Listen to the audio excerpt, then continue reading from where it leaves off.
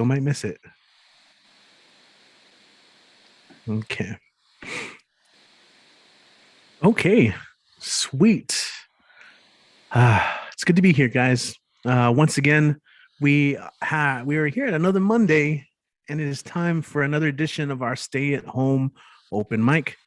My name is Richie Marufo. I am the MC, host, and project director of this whole thing. The Stay at Home open mic is part of this thing we call the Barbed Wire open mic series. We are based out of El Paso, Texas, and part of a literary nonprofit called Border Senses. We've been doing this since last April. So we've been doing it for well over a year, and it's been such a great thing for many of our lives. And a lot of people have been able to start their poetry and performing and reading careers here. We get people from all over the place. So, because of the digital nature of this show, in that year, we've seen our online poetry and performance community just grow so much and expand, and really more so networks kind of merge into one another. And so, due to the beautiful nature of that, we're going to introduce people from all over the country, right? And in fact, we're going to get some international peeps today, what I'm always excited about. More so, this is a platform for people to try out new material. If they're workshopping something, trying out a new piece, or they just want to perfect a piece, or if they want to dust one off from, whenever. The whole point is just to give people their voice, a stage, and of course for them to promote any websites or work that they have going on that you can support. So, quick rundown on the rules. Everyone's going to have about 5 to 7 minutes to do their thing. Of course, I'll ask you after you perform to, share your info. Of course, what everyone does is puts it in the chat. So that's everyone on the Zoom call. But if you're on YouTube, I'm going to try my best to share the links. Okay. If not, you just listen in because they usually share everything. But I'll try and be good today on putting all the links on the YouTube live chat. And if you are tuning in, thank you, by the way.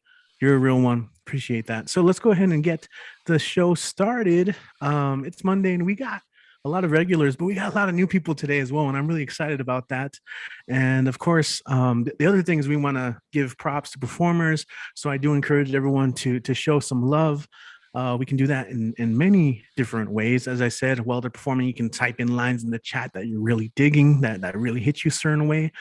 We have emoji reactions that you can use.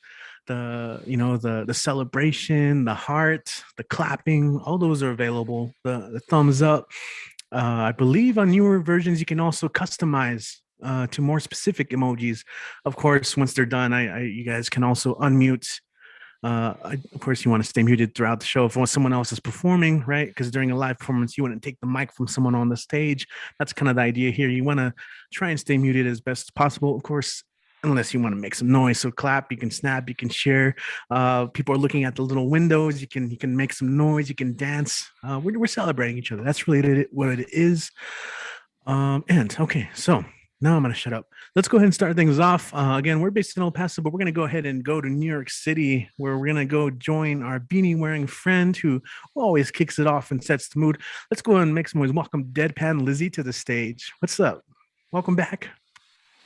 Hello. Good to see everyone. Thank you for having me and letting me open. I love it. I love opening every Monday.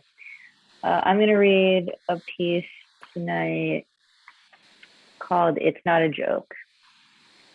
There are those who believe what we are living through is a witch hunt, that our voices do not matter, our opinions are stale, that our privilege and given rights should not be taken seriously, that a piece of cloth cannot save lives, yourselves.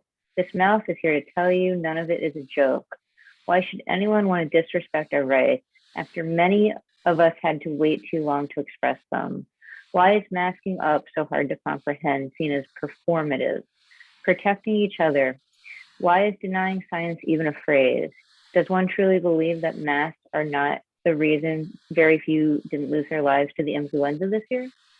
Let my words seep into your souls and brains, as I will not do another 4 years like we just did. And to my beanie-wearing soul brother, Mr. Advocate of Words, 'Twas not a joke in the late night hours last week. This Yankee fan is a freak in the sheet. So Boston ladies, I'm waiting on my back, waiting to get freaky with you. A Yankee fan since conception who wants to be your power bottom. Pin me down hard in your sheets, your sex swing, or your dingy hardwood floors. Fuck the tetanus shots. Fuck me long and hard with your Louisville Slugger Red Sox strap on. Your Bruins rabbit toy, whispering "Go Patriots" in my ear. Until the next Super Bowl, this native New Yorker who bleeds blue for the varsity wants to go all night long with the Jewish girls in the New England region. So let's get freaky and play ball deadpan dirty. Thank you. All right. I dig it. I dig it. I love the beanie. You know, I guess I chose the right night to wear my Yankee Yeah, cap. I appreciate the Yankee cap. Thank you. Awesome. Yo, was that it? You did like a quick one, like a nice little, or did you have more? That's just it for the night. Just that. Oh yeah. Okay, cool. That's fine. You hosting anytime soon? Got anything that you'd like to promote, or of course, you know, your usual stuff that you like to share? Yeah, real estate, theater, producing, writing. I have some books coming out. You can find me at ES_Strauss on Instagram, where my link tree is. I will be hosting for Fincabulary in September, Poetry Games, Zodiac Games, September 30th. So if you're available, come out. We're going to have some fun and do a workshop. And if you just want to keep up with me, ES_Strauss on Instagram. Thank you so much for having me. Oh yeah, right on, right on. I dig it, and I always, you know, you always kick it off, but you always do such short sets, you know, which is cool because it kind of leaves it open for people throughout the night. That's awesome. Okay, cool, awesome. Let's see, we're gonna keep going. One of our regulars, you know, it is indeed noticed when he misses, you know, and it's happened very rarely, but it's always great when he's here. I always appreciate what he brings to the table, from his own work to promoting the work of others in the cover poem. Let's go ahead and welcome from Denver, Mike Sindler. Michael Sindler in the house. What's up, man? Hey, good to be here. Good to see everybody. I'm just gonna off the top go ahead and tell everybody check out lighthousewriters.org. New classes starting this coming week. You can still get into them, and lots of really good events. There's just a visiting author reading that was really nice yesterday, or Friday, I guess. A lot of good stuff. But meanwhile, back in my stuff, I'm just going to do a couple new things. As we know, there's lots of smoke in the air here. Got too much of it in my lungs today, but I wrote this one the other day after getting too much smoke in my lungs, and it's called Aftermath. Lost forest finds brief home and lung. Cilia force foreign fragments out, choking on survival's broken chain. Every element of cycle turned charcoal, from root to canopy, bee to bear. Wind whirls with sorrow's song, a smoky requiem, concussive crackle reborn in strained flora's thick liquid, fur and mulch expelled with mucus. Eyes tear involuntarily, salt water stream that cannot quench flame. Black flag alert of imminent peril stretched thin across continent. Unfurled warning of increased warming, whole globe soon rendered uninhabitable. Last cries of plant and animals fly unheard, mute witnesses to narcissistic species whose suicide takes all else along. In short, headstrong, destructive spiral. Over eons, nature's balance will return. Earth will turn on axis, spin in orbit. Fire a constant, but artificial accelerant, merely speck of ash blown through time. No tempting trace of ego left behind. Failed grasp of inevitable frail attempt to vainly wrest control from quintessential. Gray sky warns of flood and famine. drought-flexed finality of food chain, its fall a harbinger, history's conclusion, life sprouts anew in grand diversity, nurtured from humanity's humble aftermath. And it's another new one. Both of these I've been sort of like moving lines around and stuff, trying, and still not really completely happy with either of them, but getting there. This is called Brachyderus gracilis.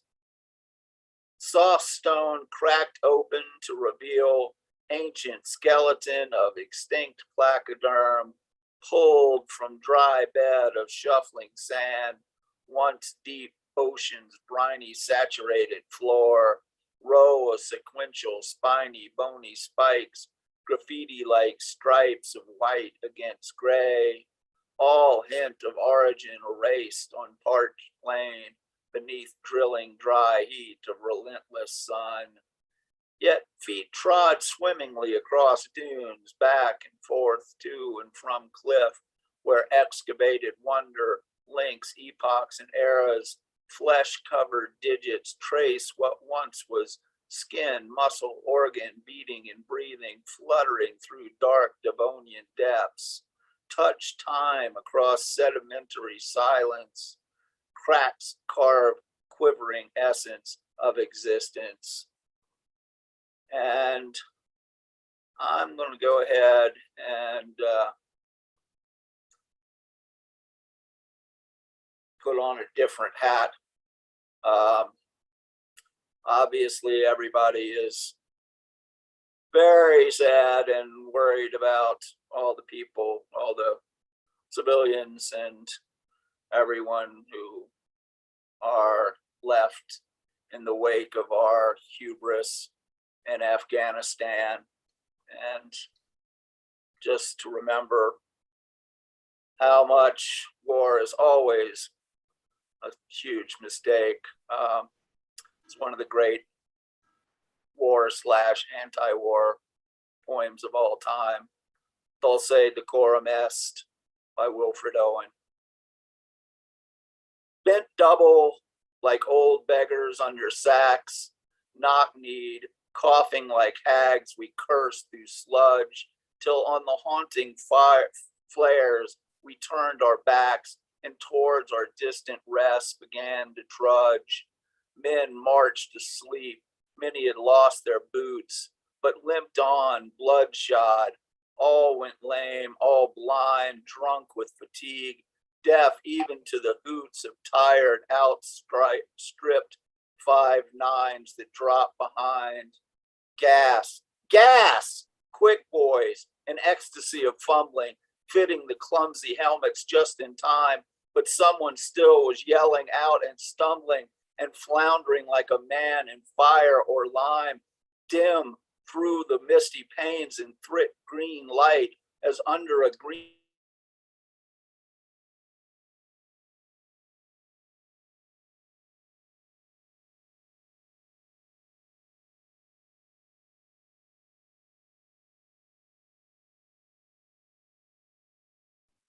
We got the dramatic pause.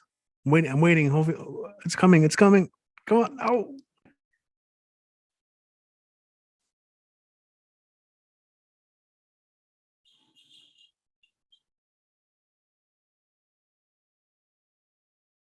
Oh no. Okay. All right. All right. I think we may have lost them momentarily. I was hoping for the big dramatic pause freeze where like it glitches for a little bit, but it's like more of like a we're on the edge of our seats waiting for the next line kind of thing. Where did there he is. He made it glitch back. out? Oh, It was MIA. there you go. Where did my I think computer at- being like that. I think at what green was light. the last thing? I think at green light is where you. Oh, okay. Yeah. Geez.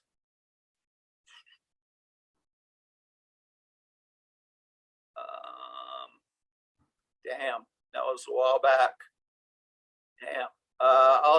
Did you hear about the gas? I'll just start there.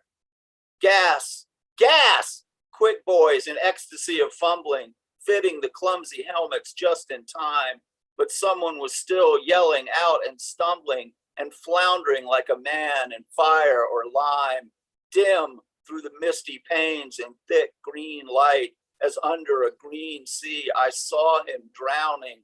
In all my dreams, before my helpless sight, he plunges at me, guttering, choking, drowning, as if some smothering dreams you too could pace behind the wagon that we flung him in and watch the white eyes writhing in his face, his hanging face like a devil sick of sin. If you could hear at every jolt the blood come gargling from the froth corrupted lungs, obscene as cancer, bitter as the cud of vile, incurable sores on innocent tongues.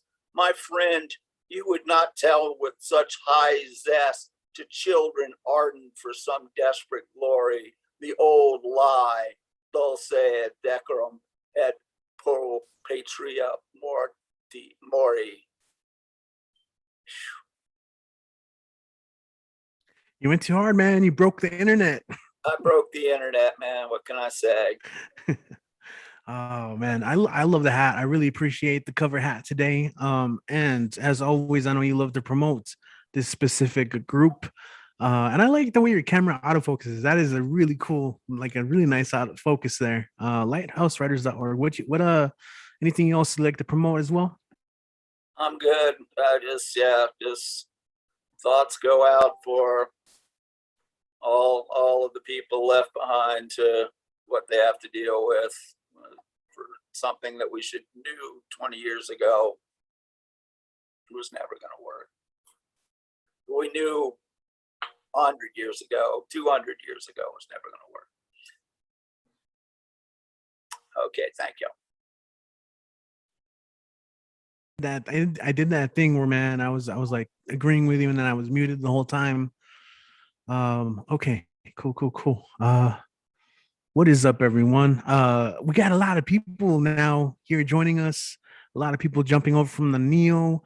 Once again, welcome to our Monday night late show. It is the late show. So again, we're gonna try and get everyone on. We got a lot of people signing up as well.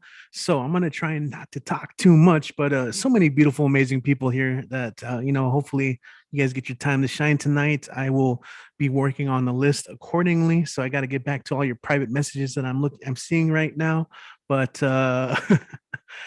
yo, this is amazing. Yeah, we're live on YouTube. We're not doing the Facebook thing, but if you want to check out the YouTube live stream or share that, it's always great to get more people watching. Even if it's not live, they can watch it later, which is amazing. So we're going to go ahead and continue. Next up on the microphone. Okay, so I have to say really quick, last night, I'm really happy that I was able to be free and check out the Magic Mike event. It was just something else. It was everyone who performed, I saw take to a new level. I got to see some people I hadn't seen perform before just yet, but I mean, it was a real treat, and more importantly, it was for a special cause, for a great cause. And I gotta say, I was really impressed. Our next performer impressed me because it's almost like he kind of took on a new identity, and I've heard it already. People reference it because the after party. Now I was there, but I couldn't tune in. I was in a place that I couldn't like unmute or like show my camera. So I was kind of like observer watching, but oh my God, the love fest afterwards was everything that these online communities are about. Everyone was just giving props, saying their truths, and it was honest. It was revealing. It was authentic and beautiful. And all the compliments about our next performer are completely true. He's a light in the room. I always appreciate his humor. He's always messaging to check up on me. But he turned into Eddie Foreplay. He took on a new persona. Eddie Foreman, Eddie Fireman, aka Ed Poetastic. Yo, I loved your performance, man. It was really cool. So without like gushing over everything, yo, man, it's your turn. You ready? Washington, D.C., we got Mr. Ed Poetastic up next. Take it away, man. Thank you, Richard. You make me feel fantastic. BWOMS, how much I love you. You making me every color but blue. You already know what I'm going to do. So to travel to you to different avenues. Okay, my name is Ed Potested. Hopefully feeling fantastic.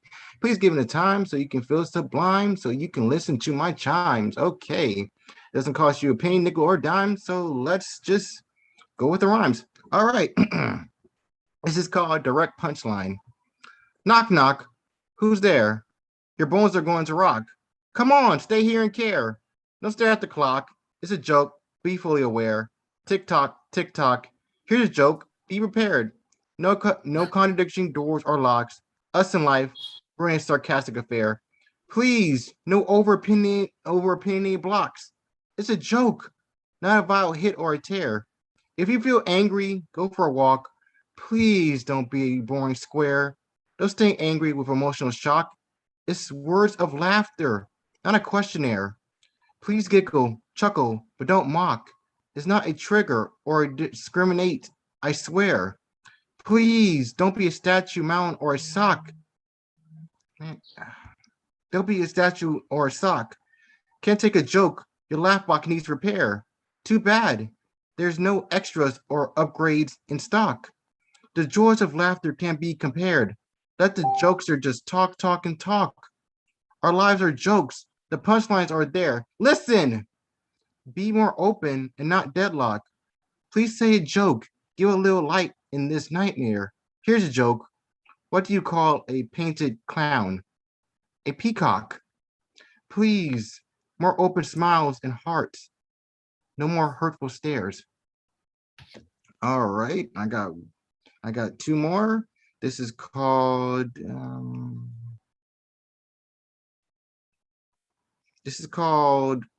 Iron Hat.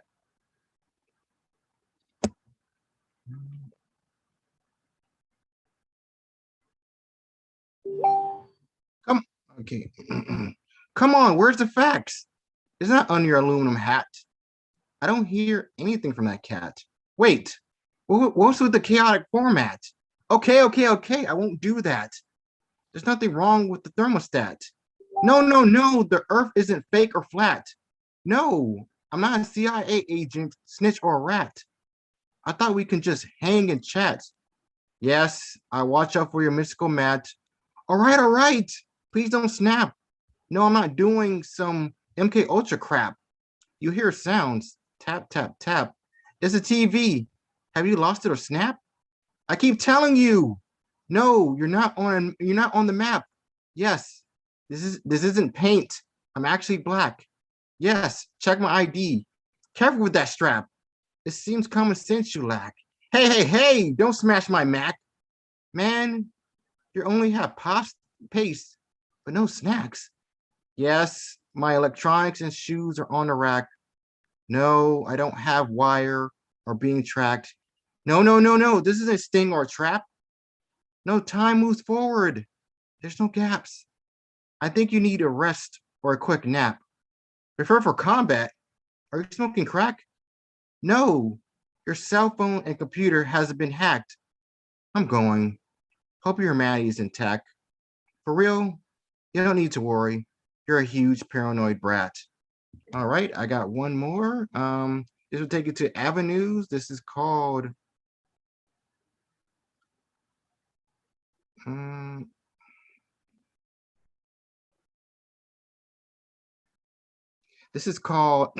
galactic galactic ecstasy. Perfection is here. This yummy scrumptious you. Baby, there's nothing to fear.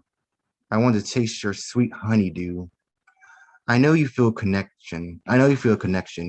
You're glowing more than a star. You want a deep stellar satisfaction. Don't worry, you'll see a big orgasmic shooting star. I want to explore your deep space. Let me in your vast pink Milky Way. Let me see the pale moons on your face. It's okay. You know what to think or say. Let's explore each other's enormous fantasy. You feel that, baby? Do you really feel me? You look so sexy and tasty. No, honey, don't be too quick and hasty. I want to make you mine. I'm going to taste your stardust wine. I want our universe to come aligned. I'm ready to conquer this foreign behind. I'm going to continue conquering this planet. Oh my God, here comes the enormous earthquakes. The wiggly alien has landed. It will concentrate with your pleasures, aches, and elevates. Honey, could you charge up my lightsaber? That's right. Put it deep in your crater. This is a warm and pleasurable celestial equator. You're such a fluent translator. My lightsaber is fully supercharged. Time to conquer your soft land. Time for a cosmic discharge. Oh, the gravity's too great. I need both hands. Look at those craters and marks. No, I love your imperfections. They're your mystical art. Enough talk. Let's perform sensational abstraction. My thick probe is touching your scorching core. We're one in this tranquil twilight. You moan and groan more. I'm going infinity and beyond to your G heights. Your mountain starts erupting. I need to extract some samples slowly. We're mesmerizing, humping while our body's thumping. Some terminals up ahead. I need to move in closely. The sexy magnetic force pulling me without end. It's going faster, faster, and faster. My mind and body have transcended. I need to ready my blaster. Your core is breaking. Time for a climactic Big Bang. Planets are shaking from our deep awakening. The pink cosmos has rang. Your planets has shivered and your black hole drips. You land on the ground. I can see the light spread across your lips. I just conquered something so sexy and round. Rest, rest, sweetie. My space adventure is over. Time to drift off into deep space. Come on, move in closer. Let's bask in the grace from our heavenly embrace. Thank you, thank you, thank you. Oh damn, Eddie. Eddie, fireman. Eddie. Woo! Damn, Eddie. Damn, Eddie. Yeah. Eddie rocks. Give us Eddie. that foreplay, Eddie. Eddie Hey, foreplay. five That's- play now. You Eddie yeah, Foreplay. exactly. Yeah, Yes. exactly. you turn on the voice, man, when you slow it down and give your words some room to like, and especially when you got that content, man. Hell yeah, I love it. I love it, and I love it how like as soon as you ended the poem, you like reverted back, like, all right, guys, that's good. um, Eddie, what you got going on in the next couple of weeks? Any hosting shows, or of course, as always, please share your social media. No problem. I have nothing going on, but you know I'm going long and strong. So can't have too much of a prolong. So you know what's going on. You know, I'm at Nuyorican, I'm here. I'm just about everywhere. You know, I have tons of words to share because you know I deeply care. So anyway, you can find me at Eddie Foreman on Facebook, and you can find me at Eddie Foreman 92 at IG. Remember, if the mic is right, I'll be there to shine my postastic insight. And remember, if you send me a request, you better guess I'm going to click yes. Right on, man. Yes, I love it, Eddie. Always with that energy, man, coming through on the mic. And yeah, man, let's keep it going. I'm trying not to make this into a podcast after each performance because I like want to ask everyone how they're doing in their lives and everything. Shout out to Andres, Sarah, Sandy checking it out on YouTube. I'm looking at the live stream right here on another monitor. Hell yes, thank you guys for tuning in. Everyone else as well at some point in the future. All right, let's go. As I mentioned, we are going to go ahead and make this international. We're going to go to Malaysia, where we're going to go ahead and welcome Julian Matthews to the stage. What's up, Julian? Good to have you here. Hi. Welcome to the spot. Hi, can you hear me? Yeah, there you are. I wanted to share screen, but it's not. Okay.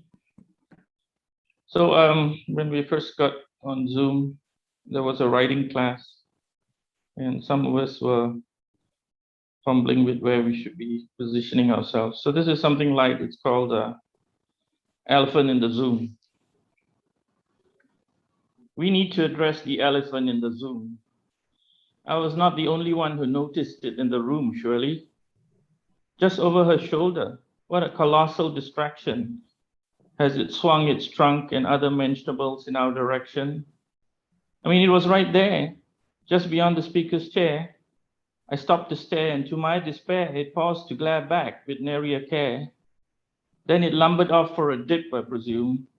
Did all I could to herd a whole back, as you all did too, I assume. Nothing to trumpet about, so show some tact, man. That pachyderm certainly was no Hugh Jackman. Or maybe you just kept your head down, as this wasn't a circus and he wasn't a clown. And it wasn't even that scary, to be fair, though it was quite hairy. And we certainly were not tourists on an African safari. No need to arouse anyone in the house. Just stay quiet as your mouse and focus on the task at hand. Its presence, after all, was irrelevant. So we all ignored the faux pas as it sashayed past the door and was no more. Continued class as if nothing was amiss. Surely someone will inform, or we would be remiss. Until the following week, when we had another peak, and we all made Donola again, like its entrance and exit was a recurring part of a show. Luckily, none of us recorded the deed and posted it. It might have caused a viral stampede. You never know what will pop up on your feed these days. The trick, I suppose, is to stay cool and unfazed. But just like the elephant and its meat, I bet, it's unlikely any of us will ever forget the day Zoom betrayed a member that we will always, always remember. Thank you.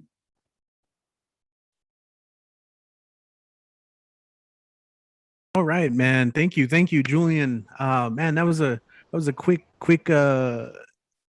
camera churn off there. I was gonna give you props on the elephant puns. Great stuff. I'm always a big fan of that. I believe this is your second time here on the show, but I really love you coming down, man, and sharing that as well. Love that background. Love the elephants. Cool stuff. And if you want to share your any projects you have going on or social media, you can share it right now or just put it in the chat. Whatever you're more comfortable with. Didn't want to have you run off. Okay, cool. Welcome, Julian. Once again, awesome. Yes, advocate.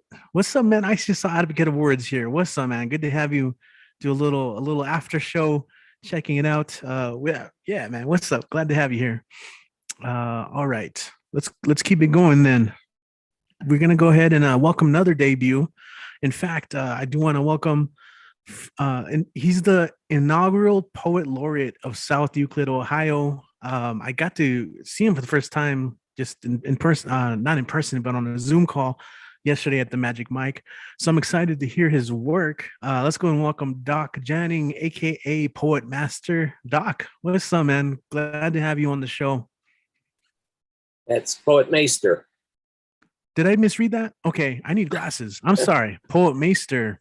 Yes. Doc. Glad to have you. A reference to Game of Thrones. Okay. Samsara. Across an age-old galaxy, across an impossible universe, a star sun rises in an improbable sky of a living world. A world of now, changed by time, as time changes all in its infinite alchemy of granite-etched life, rotating on its axis, revolving around its star in unique moments, moments of motion in galaxies, universes, dimensions, all journey from arcane seas of past through vastness of present into cryptic oceans of future and silent, untold mysteries. The world's skin rumbles and rises, cracks and crumbles, stretching peaks, yawning canyons in its life of moments amid vagaries of time. Ancient rhythms and rituals steeped in chthonian dark of spaces between play their roles in samsara of the world, cycling and recycling through birth and death, of stars and stardust, a world enmeshed in the fabric of time. Journeys, journeying through dreamscapes and soundscapes of time. We travel pathways, pathways sacred and profane of desire. We fly on wings of poetry through colors, shapes, and languages of forever. We sail on seas of music across Mangata of classical, rock, and new age. We ride on streets of song amid cantos and arias, love songs and prayers. We walk in forests of joy and laughter, tears and smiles, and stravage through twists and turns, ups and downs, faults and foibles. It is a journey, not of destinations, but of moments, moments of infinity. All these pathways, all these travels converge as life. This I wrote after a friend who had served in the Air Force in England sent me a photo of Stonehenge asking if I could write something about it. Stonehenge. Primeval stones stand still and silent in dreaming reverie of dawn, a convergence of past, present, and future in the wisdom of eons. Mute cryptic voices express time and not time, dimensions and space, becoming and being. Amid silhouettes of life and the perfect imperfection of stardust and mountains, they sing infinite songs of the multiverse. And I'll finish with silhouettes of eternity. Beyond time, beyond the mists of an unknown tomorrow, passages, opportunities open, close, experienced as dimensions within, in infinite moments and continuums. Life rises on inner voyages, dreaming in fecund sands amid mountains of mind, silhouettes of eternity. Thank you. Wow. And yes. Thank you. Thank you. Thank you. Silhouettes. You were like getting caught. You were getting grand and cosmic. And I guess that is a poet laureate there. What are some of your first duties as poet laureate over there? Okay. First of all, I read a poem to City Council at every meeting. And I write and read a poem for every civic occasion. Plus, I'm the unofficial poet in residence for our local library. Oh, right on. Awesome, man. I'm always curious. Like, we haven't had that title in the city for some time. So I'm always like, okay, that's cool. But I feel like our poet laureates would like go kind of deep, kind of hard in the city council. So maybe that's why we don't have a poet laureate anymore. Do you have a website or anywhere about appointing one? Yeah. Gotcha. Okay. Let me see really quick. Do you have like a website or anywhere we can find you online or your work, published work? I'm just find me on Facebook as Doc Janning and go from there. Awesome. Thank you, Doc. You're Thank always welcome back. Thank you for that. I always appreciate the cosmic stuff. I made probably one of my favorite poems to perform in the last 3 or 4 years of my stuff is a one called Keep It Cosmic. And, I took it to like the college and worked with the dance team, did a whole performance with the dancers. It was cool. Poetry and dance, that's a fun combination. So your Yes, stuff reminded me of that. I was waffling between the cosmic work and love poetry, and I chose cosmic tonight. Right on. Yeah, I mean, that's close to my heart, you know, and I think a lot of us too, and I think that's also an upcoming theme for the Neo. So I think a lot of people will be coming with some cosmic pieces pretty soon, and I already have them because it's just inspiring, right? To feel connected in that way. Anyway, I'm gonna shut up because we got a lot of people signed up. I just checked and more people are signing up. So I want to make sure we get everyone their chance, you know, and in case for whatever reason, because I know there's a lot of people on the East Coast joining us, it's gonna get late. I know that we're gonna try really hard to get everyone on. In fact, we're gonna go international again. I'm gonna make a quick adjustment to the list. A pre-show before we went live, I was explaining to a lot of new people that this list is a little bit more malleable, and we just kind of have to adjust a little bit based on time zones. And so, since it's like what almost 5 a.m. where this person's at, I'm gonna bump her up just a little bit. She was already coming up, but just you know, because it is getting late. But joining us from Paris tonight, but she's from London. Joining us from Paris, though, we have Mariela also making her Monday night stay-at-home debut. What's up? How are you doing, Mariela? Hi, I'm good, thank you. Yeah, so I'm unfortunately I am going to perform, but I'm currently at my grandparents in Paris, and I don't have my guitar and I don't have my piano, and I know this could be potentially very cringe if I'm going to sing to a karaoke track. Nah, do your thing. Do your thing. You know what? You take it away. It's all Thank you. Welcome. So this is a song called Landslide by Fleetwood Mac, and Stevie Nicks performed it in the 1975 album, and it was one of the first vinyls I purchased, original. It was never re-released, and yeah, no, I think that song is just very much close to my heart in the last year, so I'm going to perform it. Can everyone hear this? Let me know if that's okay. Yeah? Okay, cool. I'm gonna start. I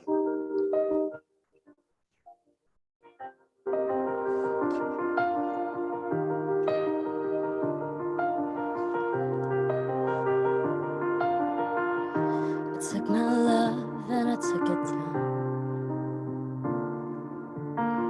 I climbed a mountain and I turned around.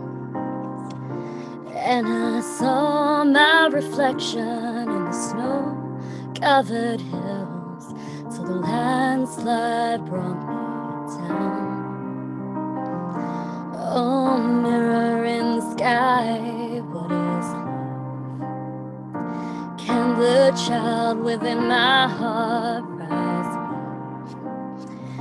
Can I sail through the changing ocean tides?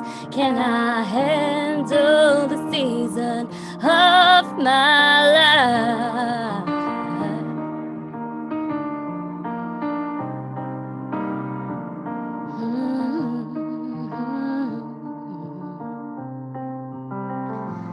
Well, I've been afraid of changing, 'cause I've built my life around you. But time makes you bolder, even children get older, and I'm getting older too.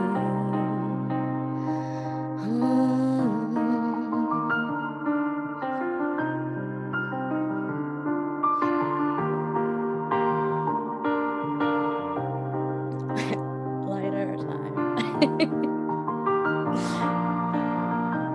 Sorry, so much fun with the piano, but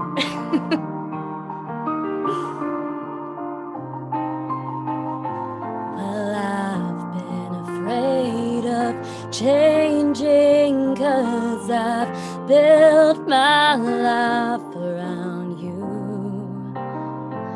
But time makes you bolder, even children get older, and I'm getting older too. Oh, I'm getting older too. Take my love, take it down. Climb a mountain and turn around. And if you see my reflection in the snow-covered hills, lands that bring me down. And if you see my reflection in the snow-covered hills, well, lands that bring me down. Oh, the lands that bring me down. Thanks everyone for listening. Yes. Big Yes. feel things. Yes. Things. Look at that talent. Look at that talent. Look at that talent. Love Advocate standing. Amazing. I think everyone was just like transported to a new place. That was smoothest. That was as smooth as honey in the moonlight. You know, we're here. Did you have another one? I mean, like, really? Yeah, I think people are She kind does of. have another one. She has another one. Of course, I know, right? Why would I even ask? I mean, okay, I can try something. If you'd like to, you know, yeah. Okay, sure. It could end up very terribly, but you know, who knows? Let's see. Okay, thank you guys. This is a song called "Coming Home" by Skylar Grey. So background, I'm half French, half Filipino, but I'm British and I live in the UK. And my parents live in the Philippines and I actually haven't seen them since like January 2020. And it's been quite difficult for me because I'm very close to them. I'm an only child. And this song means a lot to me.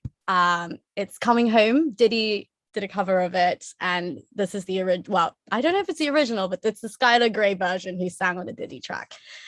So I'm going to try it. Let's see how it goes. Karaoke, I'm all about that.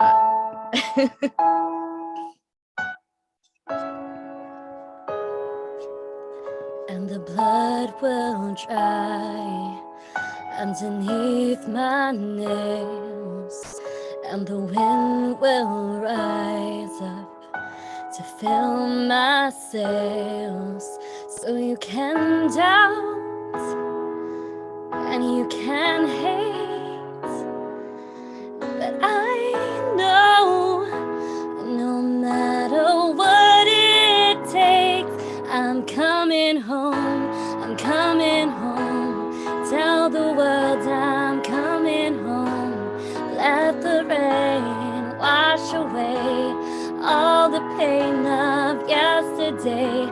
I know my kingdom awaits, and they've forgiven my mistakes. I'm coming home, I'm coming home, tell the world I'm coming. So far away from where I belong, but it's always darkest before the dawn, so you can doubt and you can hate, that I know no matter what it takes, I'm coming home, I'm coming home, tell the world I'm coming home, let the rain wash away all the pain of yesterday. I know my kingdom awaits, and they've forgiven my mistakes. I'm coming home, I'm coming home, tell the world I'm coming. I'm coming home, I'm coming home, tell the world I'm coming home, let the rain wash away all the pain of yesterday. I know my kingdom awaits, they've forgiven my mistakes. Tell the world I'm coming home. Oh my gosh.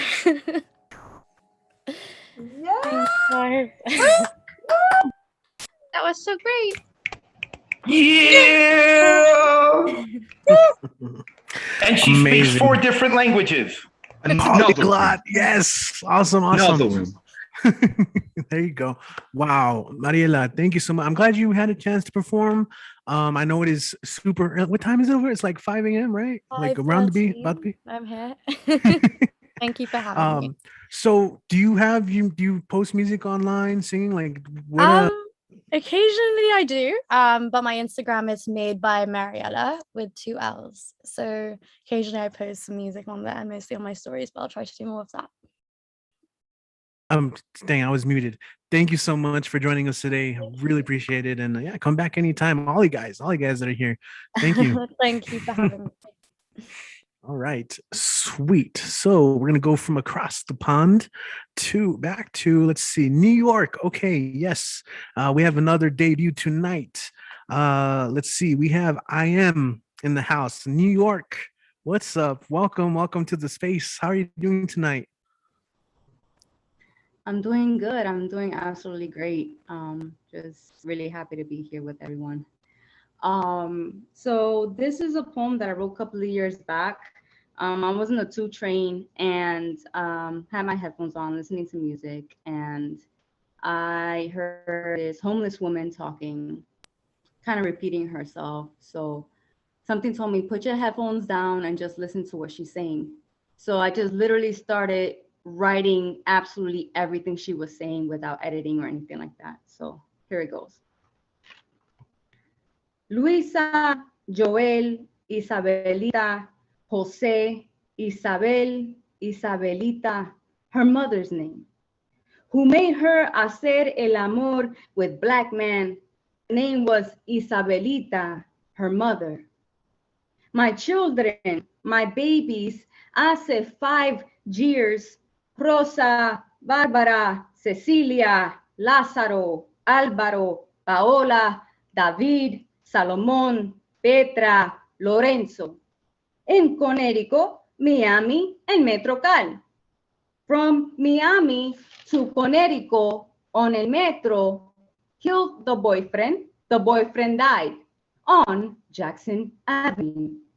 Esperanza, Caridad, Polino, Aurora, Figueroa, el pasaporte, el rojo de Santo Domingo, un pasaporte rojo with my face, un pasaporte azul de William Esperanza. I remember, I no liar. Mi brother en Nueva Jersey, 25 cents. In Nueva Jersey, 25 cents, 25 cents. Excuse me, lady. Before I get off the stop, I rise to see her face. Doña de pelo, sal y pimienta, I stood in front of her. I noticed her history on her skin. She jotted down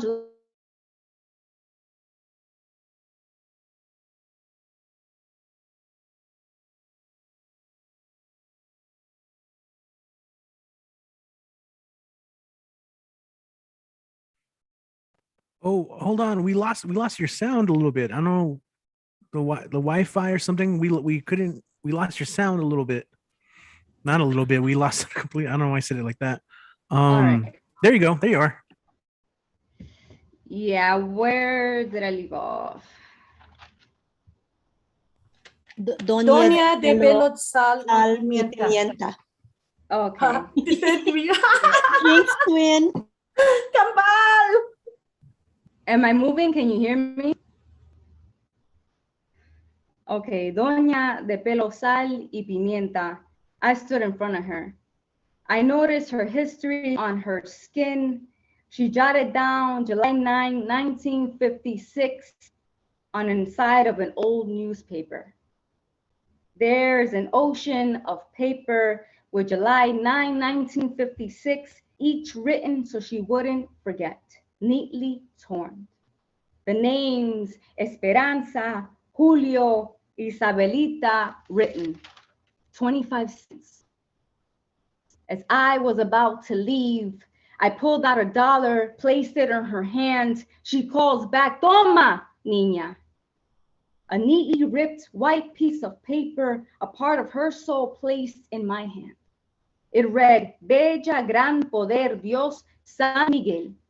She handed me a piece of her heart, her thoughts, her words, wanting someone to know she was still here, that she and us are not that different. Her words spoke of scenes that would never haunt me, of phantoms that her scattered mind still remembers. She always remembered Luisa, Joel, Isabelita, Jose, Isabel, Isabelita, her mother. She doesn't lie. Okay, so that was the first poem. Can you hear me still? Okay, good. Yes. Good, good. Yes, yes. So the second poem is called Raven's Eyes. My familiar pecked my eyes out, swallow them whole. He says, return to the beginning when there was darkness. Darkness is mother of manifestations. If you don't understand your becoming, do not fight it. Blend and merge, you're one in the same. Child bearer of evolution, when you're ready to see, pluck my eyes. Come a master with this piece of me. I don't need sight. I am one with the sky. So the last one, this is actually wrote it a week ago, so it's new. Coming into this world, I did not cry. Doctors called to Papa Dios to breathe life into this carcass. I have made a home in your Sheol. Doctors mistook my apellido, Morales, for favela, because there's nothing moral in neglected places.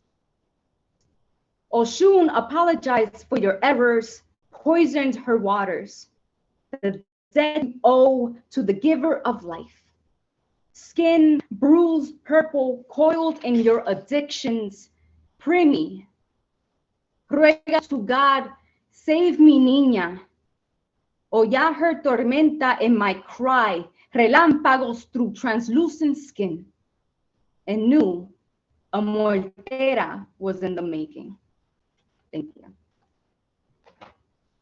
Wow. Oh, first time hearing you. I'm loving it. I'm loving it. Everyone make some noise. I am Iris. Yes, Iris. That was Gorgeous awesome. poetry. Muchas Oh my gracias goodness, por Iris. tus poemas. Poet. Gracias. Loved it. Thank you so Now, much. I know you've been featured in some really cool spots. La Esquina. What is it? Let me look. You wrote some cool stuff here that I don't want to leave out. You know, you've been featured at La Esquina Open Mic, at Great Weather for Media. You've been published on Sizzle. That's a cool name, Sizzle. Staten Island Zine League Magazine. Sizzle. Love Letter to Gaia, of course, right? We all love that one. And so how can people find you right now? Because a lot of people are hearing you and seeing you for the first time. Yeah, you can find me in my Instagram in Lil Wicked, LILWICKED 01_1014. Perfect, perfect. Down in the chat as well. What's that? Sorry, I missed that. And I will write it in the chat as well. Perfect. Yeah, yeah. I was about to say, yeah, feel free to drop that in the chat, but you guys already know that, right? Cool. Let's keep it going because I'm looking at the list. We got more people signing up. This is crazy. I'm loving it, but it's also going to be late. So I'm trying to get this moving. All right. We're going to go from New York City to Maine, where we have our main man, good old Generalissimo, is up next. And as always, he writes some really cool little notes. So he just recently wrote, I'm considering moving to Thailand and becoming a Buddhist monk at a monastery where I can help in the garden and kitchen and make coconut shell monkeys to sell to tourists. I remember this one. Do you have the background for it? What am I saying? Generalissimo, what's up, man? Welcome back to the show. How are you doing tonight? Well, yeah, a little tired tonight. Yeah. I had to lose a toenail this morning, and it was excruciating. They're going to replace my toe with an eagle talon, and that's going to be very nice. I'll have to get rid of all the carpeting in my house because if you have an eagle talon, and you can't walk around barefooted. That's the way it works. So I'll start off with a cover poem by a British woman contemporary British woman named Ron McIntyre, who some of you might have seen in some of the British and even a couple of the American open mics during the pandemic. And this poem is called The Fuck Ups. Again, it's by Ron McIntyre. She's amazing. My people are the fuck ups. The one who could have and should have, but didn't, who failed to be motivated by carrot or stick, who have gaps in their work histories with no explanations. My people are the fuck ups for whom things are complicated, things you don't think twice about, like eating and sleeping, like breathing and not crying. My people are the fuck ups, the undiagnosed who fell through the net, who can't help questioning, who don't blend in with the crowd, who create living out of nothing. My people are the fuck ups, the ones who never amounted to anything in the eyes of the world, but gleam with their own rubbed, shiny glow, rough pebbles tumbled to brightness. Thank you, everyone. That was, again, Ron McIntyre. And I'm going to do two other poems. The first piece is called On Days When the Good Lord Holds a Magnifying Glass Under the Sun. On days like today, I want to run away to Canada or Iceland. On days like today, I find excuses to find places with air conditioning. On days like today, I don't eat hot food. On days like today, I drink lots of cold liquids. On days like today, I think about ice cream, popsicles, and snow cones. On days like today, I go to the grocery store, open a freezer case, and stand in front of it for several minutes. On days like today, I wear clothing that breathes. On days like today, I take multiple showers. On days like today, I take a cool shower before bed. On days like today, I sleep with no top sheet or bedspread. On days like today, I wait for a cooler tomorrow. And finally, the next poem is called Don't Get a Big Head Just Because Marilyn sang a song about you. Dear Heatwave, is life fun for you? I wonder if weather patterns have social lives. I mean, would you date a hailstorm or blizzard or vice versa? Are you a bad boy in the weather world? I mean, all the high electric bills, rolling blackouts, and the Walmarts that sell out of AC units and electric fans. Would you bring a tornado or tsunami to Thanksgiving dinner just to piss off your family? On days when you are present, hotels raise rates at least $50 to $100. Do you get kickbacks? Do you see a shrink? Where do you reside when you disappear from the atmosphere? Scientists blame human activities for your continued persistence and increasing intensity. Are you anti-electric cars and windmills? I understand you are heavily invested in fossil fuels and multinational electricity providers. In the end, you just cause trouble. You create hot sidewalks and heat exhaustion. Your most prevalent quality is that you are exhausting. You must thank God every day for the existence of the 1954 musical There's No Business Like Show Business and the late Marilyn Monroe. Thank you, everyone. All right, man. Thank you. Thank you. Generalissimo. Guys, make some noise. Put your hands together. Snap it up. Clap it up. Dance on the screen. Make some movement. That's how we show Yay, love. let's dance on screen. Gee, next 10. Can I just make an announcement? Next Monday, Absolutely, will be my next Cafe Generalissimo, and I'll actually be in Connecticut at the time, but I'll be reading it from my friend's house, and hopefully I can get him to read a poem. Also, on the 29th, we will have there's Why Open Pandora's Box, which will feature both me and Finn Bell and Heather Archibald, who who helps run Creative Expression out of New York City. So that'll be a wonderful event as well. So thank you very much, everyone. All right, man. Thank you. Got the GNRLSMO. He just laid down his poem down slow. That's the Instagram. You can also find him online. And Elissimo Brian Franco. There it is. Yeah, he dropped it in the chat as we do. Okay, check it out. Let's see where we going up next. We have. Oh, yes, we're going to go back to New York. We have Logic Thompson, visual artist and creative director at Socket and Company. I probably did not say that correctly, but Logic, what's up, man? Welcome to the show. How are you doing tonight? You totally said it right. So you hit that. You hear me? Yes. Yeah. Yes. Yeah. So I was asked to come here. I was invited by La Tormenta. She asked me to do a piece that I actually did after not only listening to a bunch of poets, but also drawing this of her.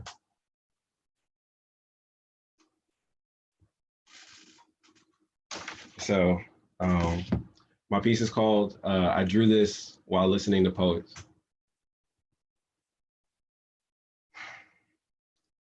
Some part of my soul wants to know how to stitch sonnets into syllables. I've been lyrical, but just as an individual, I rarely say how I feel. Mainly because there isn't one word. One word to describe how intense a fire can be fueled while also showing just how cool it is to sniff your scent and be your fool. So instead of speech, I propose a duel. I propose your poetry verse, my hands prose. My hands supposed to touch beauty, so wrapped around your skin, my hands close. Let me teach your neck to breathe while I squeeze sweat drops on your damn nose.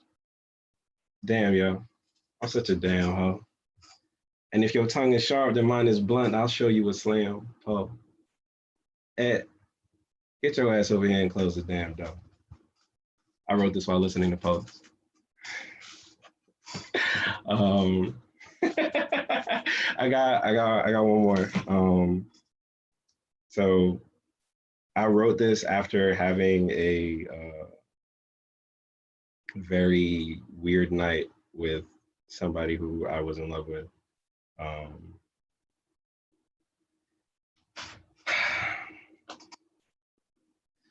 I wish she knew who her friends were, or there was good people that I knew I could lend her, that always defend her. Because of times that she don't remember. 21st time in September, there was love, no kind of agenda, but she didn't want to be repaired. I told her I'd be there. She told me to beware. Because shorty, she be scared, so she doesn't see clear. And all she does is bury things she don't want to see there. I wish I could bury the tears I know that I seen there. Her glass is foggy. All the people I seen there was laughing on it. Mad involved, but backing off, smoke till they hacking cough and slacking off on all their emotions. They whacking soft, drugged out and sipping their potions, never giving, just living emotions. And here I was swimming in oceans, watching fake hugs from niggas that's straight bugged and ain't heard existence of lotion. So grabbed a bag and got ready to leave, ready to grieve with her, but I never believed that she would spin it like that shit was serene. Like this nightmare was living the dream. While I'm right here, shivering from hearing your screams, I might care, but am I in the scene? Feel the energy, it's lying, it seems. In the end, it's the end of her world again, or at least it's trying to be. And all she wants from me is silence, it seems. I wish I knew who her friends were. The one she got now was always willing to end her and always offend her. Take her emotions and throw it right in the blender. A bunch of pretenders, steal her love with no return to sender, but she don't love herself though. She put in the effort, take care of everyone else though. And after that incident, damn, I wanted to help though. But she climbed back in that shell, told kind words. Maybe she never felt those mind swerves that she living in hell, those fine curves, but she never held those times curved. Got her tripping, she felt, oh my word. Are they ringing the bell, bro? I heard she ain't feeling so well. So I'm reaching out, she ain't returning my text. It's the yearning that's next. It's the lesson that I don't want to be learning, I guess. And then I question if I'm earning respect. It's been hours I should turn in, I guess. She don't want it from me. Yeah, I shouldn't be stressed, but I be wanting to be because her crying eyes are haunting to me. And I'm blessed to have some people that responded to me, told me I'm loved and I'm bonded with me. So it's always got me pondering, see, if she just had a little love, she could find out that there's a bunch of shit she be lying about that ain't gonna kill her if she just give her a time out and give her some time out to figure her mind out. And happiness she could be trying out before she gets so sad in life she want to sign out. So yeah, of course, I wish she would be coming to my house instead of hanging with them bitches crying her eyes out. Thank y'all. Man, thank you. The absolute flow of that was amazing. That's my friend. Fucking awesome. That's my friend. That's my friend. I Nice. love you, And Logic. an awesome artist. That was gorgeous of my little hermanita. Hey.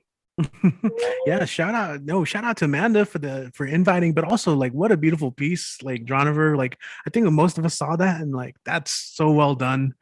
So Logic, really quick, man. If people want to connect with you, support your art, your words, do you have places where people can do that? Best place to find me is Logic Thompson on Instagram. Spelled just like my name, one word. And then yeah, I got a website, logicthompson.com. So you can check out the stuff as I'm, building it out and uploading stuff. I'm gonna be uploading weekly from now on. So yeah. Yeah, beautiful, man. Thank you for joining us. Snap it up, clap it up, make some moves, make some motion. That's how we show love here. Thank you, Logic. Yeah, always. And again, you guys are always welcome to come back. We're here every Monday. In case, so check it out. Like I keep mentioning the list. It's kind of stressing me out because I got a lot of East Coast peeps that were like signing up right now. And if you can't make it tonight, we're back next Monday. And in fact, if you guys want to hit us up, just follow us on Barbed Wire Open Mic on social media, on Facebook, Instagram, Twitter, Barbed Wire Open Mic. We should show up, BWOMS, and if you follow us, we usually post a link during the weekend at some point, as early as Friday, sometimes as late as Sunday. But it's there, and so we're gonna try our best tonight because I want you guys to share your beauty, your work, and with that said, I'm gonna shut up and keep going. Okay, next up we got Jersey Jesus. This guy, he just commands so much respect on the mic. He's a good person, and I always love his support of what he does. It was such a love fest last night. Nick was such a huge part of that. Let's make some noise and welcome the real Nick P. We got Nick Paleologos. What's up, man? Richie, it's great to see you again. Great to see everyone here again, Let's just say that Richie and I have been talking, and there's going to be some shit that's going to be happening in September involving yours truly and with Richie. But I'm going to keep that on the DL for a sec, and we'll explain later. I want to get to this set. We got a lot of people. So since there's a lot of people, I was going to do 3, but I'm going to do 2 for y'all to make things easy. This is what I would have read at New Year, and I literally just finished it right now. So this one was, it's a joke. This one is called 2 Trillion Reasons Why You Shouldn't Go to War. What would you do with $2 trillion? Buy a few Maseratis, you own your own country in the Andes?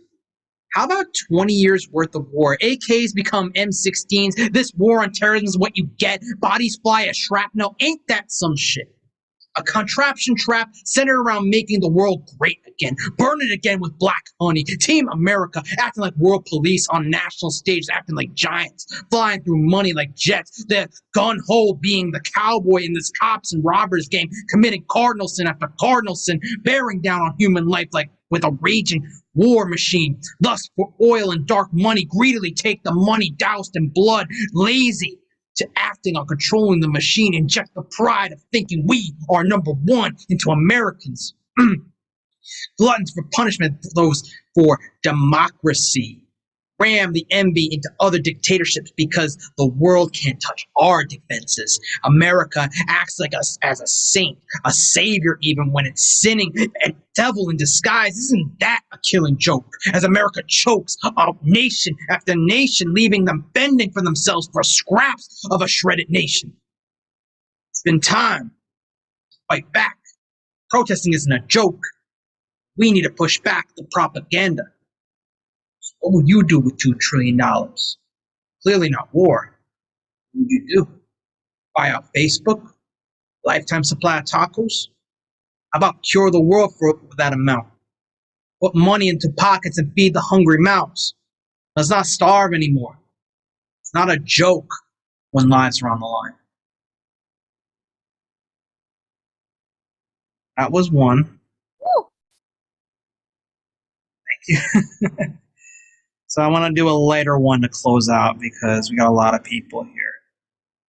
I haven't done this one. I don't think I've done this one here, actually. And I have a title for this one. This one's called I Don't Need to Mask My Smile Anymore.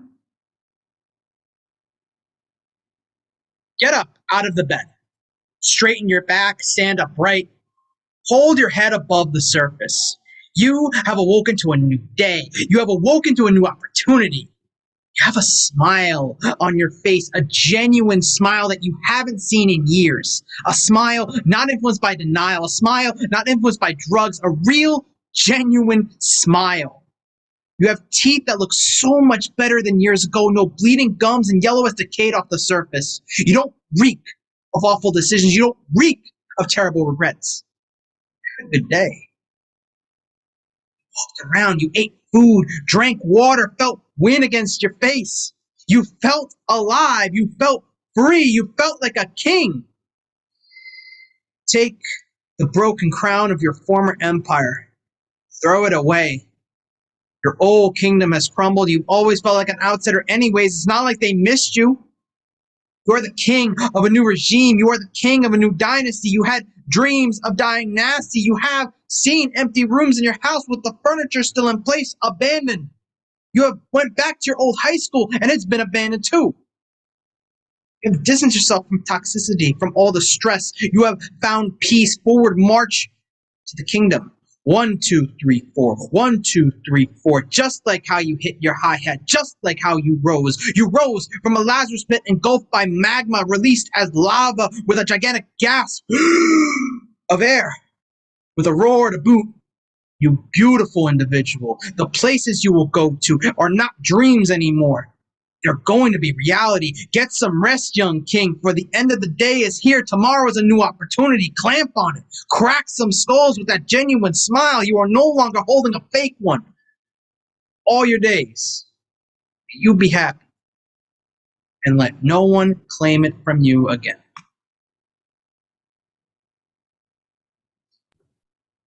Nick. All right, Wow, man. the fire. That was great, Nick. Go off, poet. Thank you. Thank you so much, everyone. So, Richie, do you want to reveal to them what's going to be going on? I think I told them a little bit. I can do a little bit of leak a little earlier. Yeah, you keep mentioning it, but one thing is like, okay, so sometimes, not sometimes, like I get tired of doing my own voice, and we're gonna get people back on to host. You know, I want to get Khan back. We're gonna have a special guest at the end of the month. I don't know if I can reveal that just yet. But in September, we're gonna bring our first like outside guest to kind of help run the show, and Nick is gonna guest host the show in September. And we did finalize a date, so be ready for that. We'll be promoting and everything September the second Tuesday. What was Second Tuesday, the 13th. So it's going to be the 13th of September. That's going to be the day that your cult leader is going to take over BWOMS, and we going to go ahead and do our thing over here and going to be lit.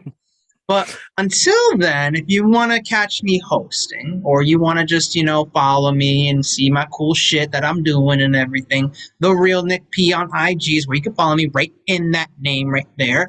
My next show is this Wednesday, August 18th, 9:15 EST, 7:15 Mountain Standard Time for all the people here in BWOMS. And this Thursday, I'm hosting at Vocabulary. So you should get your tickets for that, because they're going to not only see me host, Lacan, who's in the room right now, he's going to be one of the features, and Marissa Prada, whom I'm sure you all are familiar with, she'll be the other feature. She'll be the second feature too as well. So get your tickets, because it's going to get lit. And also, I want to do one more shout out before I go. Next 10 in the house. Peace, everyone. Oh, I love it. I love all the call outs. Yeah, that was a great transition, man. Yeah, you got that natural host energy. I love it. And it helps. Like, I'm starting school this week. We're doing faculty development workshops. Next week, school starts. So it's going to start getting crazy, because I'm looking at my schedule. I have Tuesday morning classes. I'm like, oh no, of course they would give me Tuesday morning classes to teach. So that's going to be fun. but any help is amazing. I don't know. Like, I didn't get a notification. I'll tell you more about, like, I want to get Khan back hosting if she's down. And we got more peeps in the BWOMS community too that we want to get on here just to do the thing, you know. So check it out. We're gonna keep going because I know there's a big list. Speaking of Marissa, right? She's done so much to help people out. This past Friday, we had a book release party at 306 Sessions.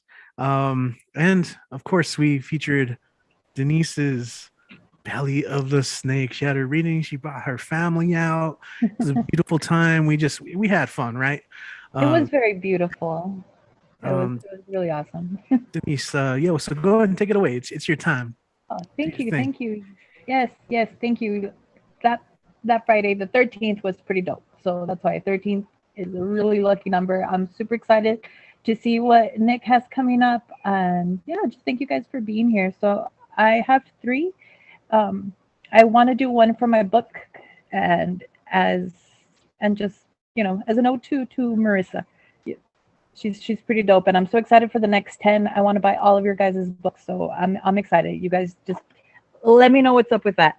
Okay, so this one's called Tezcatlipoca. Shadows of my truth hide guilty pleasures in the fog, thick smoke obscuring a reflection too afraid to see. I know what lies on the mirror's surface, pointing fingers, exchanging glances. It's my shadow chasing after me, too smart to outwit. In darkness, no escape. It plays the reel of all of my mistakes. What I know is what scares me, and not the fear of the unknown. I can see the outline of my own reflection behind the smoky mirror.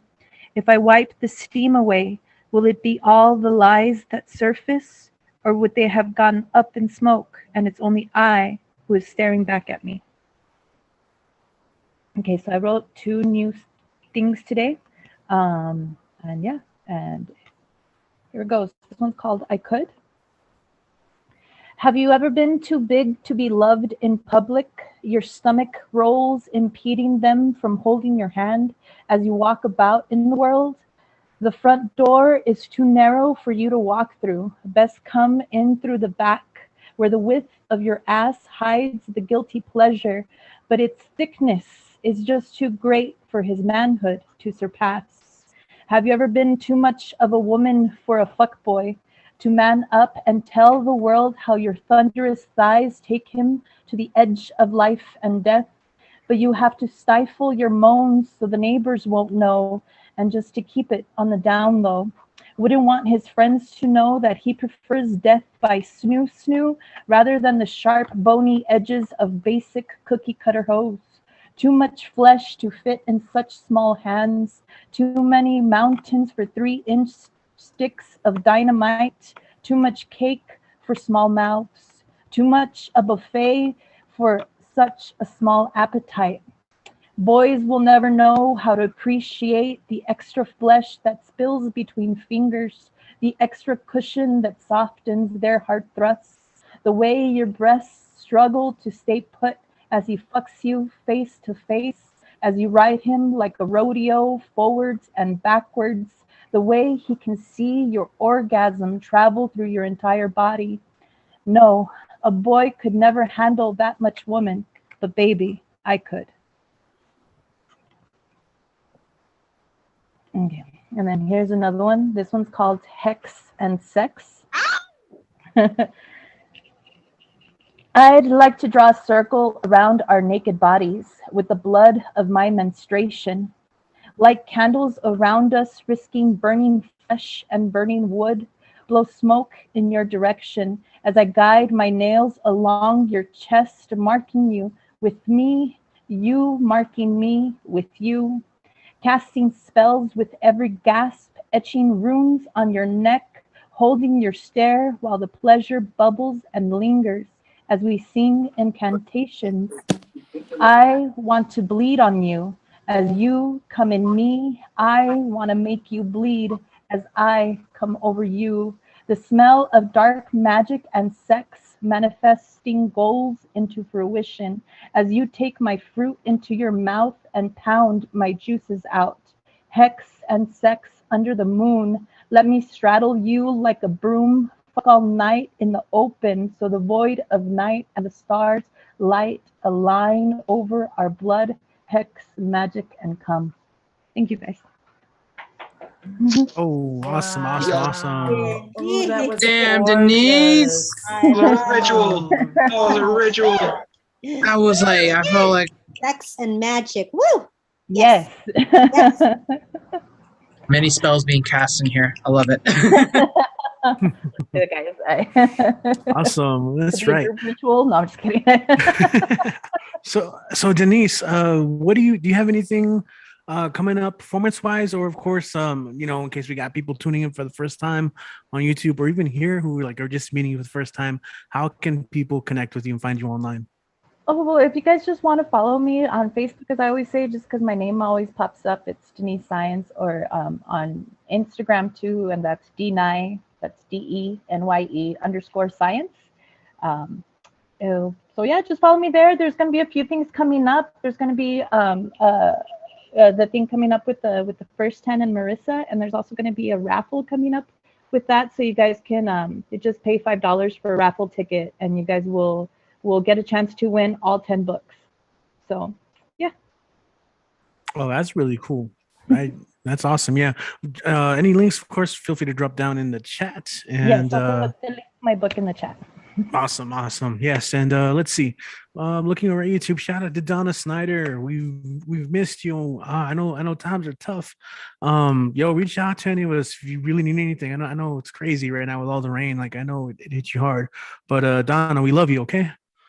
Just want to say that if you're still tuning in, all right. So let's keep going. All right. So I'm looking at the list. We have I have Marie Chu Elliott on the list. I don't see her in the chat though, unless she has a crazy pseudonym or wild. No, is she not here? Out of St. Louis. So Marie, maybe she'll make it at some point throughout the night, but we do have a full list. We're going to keep going for now. And if she is here, we'll get you on. But for now, we're going to stay in El Paso. So Denise, of course, read, El Paso, Texas. That is where we're based out of. And I'm really bad at this, but we got some events, some live events. So if you're in El Paso, want to check out a live open mic, well, we still can do them. Who knows where things are going right now, but we're going to be tomorrow at Mona Bar of Modern Art downtown. That one's been a fun one. We're doing that one tomorrow. And as always, last Thursday is at Old Sheepdog. And we're going to be at Casa Ortiz the last Saturday of the month. It is an art gallery in Socorro, Texas. Come hit us up for that. That'll be cool stuff, and we'd love to meet you. But until then, let's keep it in El Paso for the online reading, and we're gonna go ahead and bring up Lee MS, one of our favorites, so much so that we call them MV Lee. What is up, Lee? Happy Monday.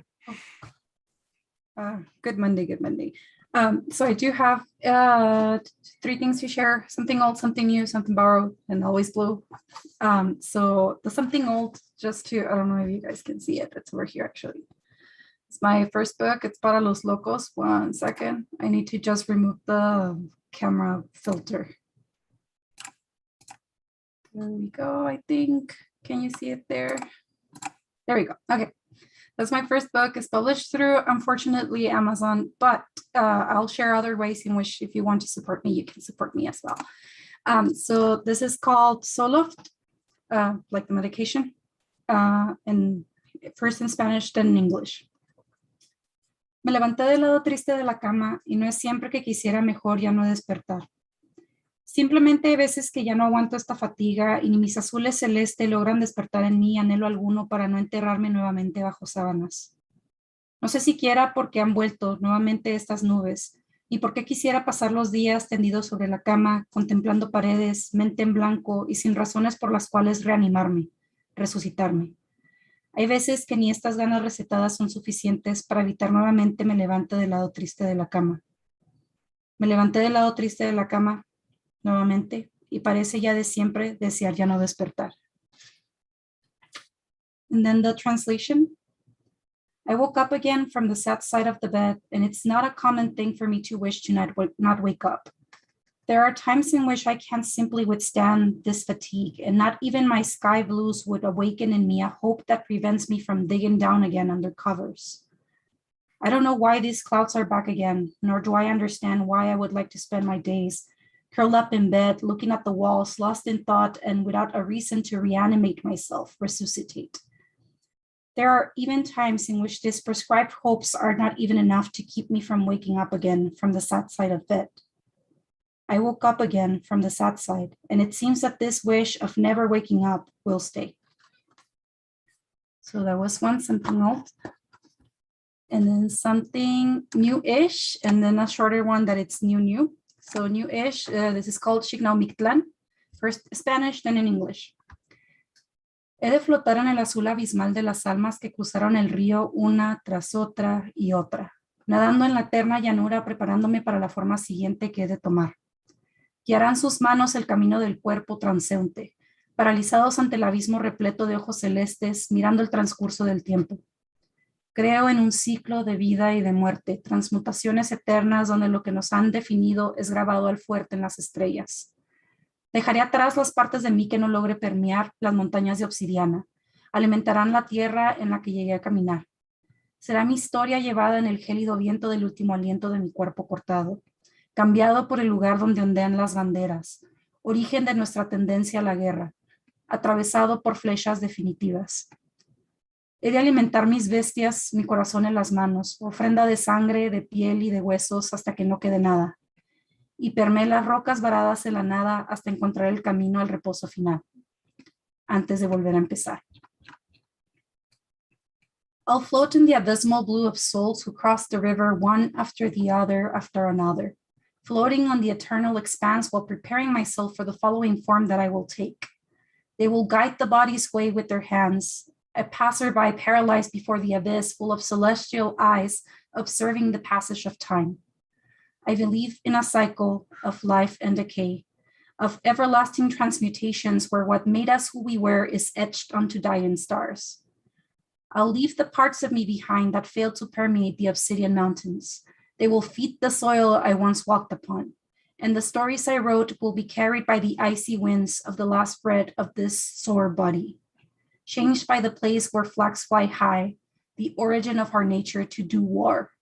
Pierced by definite arrows, I shall feed my beasts the heart held in my hands, a blood offering, skin and bones until there is nothing left, and I permeate the rocks stranded in the nothing until I find my way to the final resting place before we start again. That's two. And I do have, this is new. No title for this one, and it's just in English. And the one it's a little bit more satiric, I guess. Thank you for calling Better Life Solutions. Please listen carefully to our menu options as they have recently changed. If this is an emergency, please hang up and dial 911. Or not, you can do whatever you want with your life. You just don't involve us in it. To speak with our medical professionals, please hang up. They are employed to generate money, not lose it with your resource-wasting questions that will keep them from squeezing in 5 patients in the span of 5 minutes it takes to answer your inattention. Press 1 to schedule an appointment. Please note the waiting time is of approximately 33 months, 3 weeks, and 3 hours. To speak with a customer service representative, please press 2. Our representatives will have no control over your experience, but will nonetheless be held accountable. We pay them $7.25 an hour, so the least they can do is take in the verbal, emotional, psychological abuse. We draw the line at threats of bodily harm, as the replacement process creates monetary loss and the hiring process is a pain. For billing, press 3. We take all major credit card companies' electronic checks, soul-binding contracts, or your hopes and dreams of one day having the security of a roof over your head. All billing claims are final and subject to change at the expense of the customer. The thoughts of jumping off from our rooftops are the only sliding scale payment option we offer. For prescription refills or questions related to your medications, please press 4. Our staff can take an entire work week to submit your prescription refill request. Your doctor will then reject the request as it is necessary for you to meet with your doctor for 1 minute to be approved. Questions related to your medications will be answered by staff who will read the printed labels glued to your orange pill bottles out loud. If you're a medical professional requesting medical records, hang up and get back to work. All other callers, please wait on the line and enjoy the distorted, nondescript tune you can now dissociate to as a complimentary service we offer. Your call will be answered in the order received. Your caller number 1. Approximate wait time is of 6 hours. To hear our option menu again, press 5. Okay, and then the last one, promise. This is a translation from, oh shoot, here we go. Almudena Guzman. She's a Spanish poet and journalist. Oop, there we go. And this is called Desnudo en Sombra. I'm just going to read the translation, which I did. So it's naked under shadows.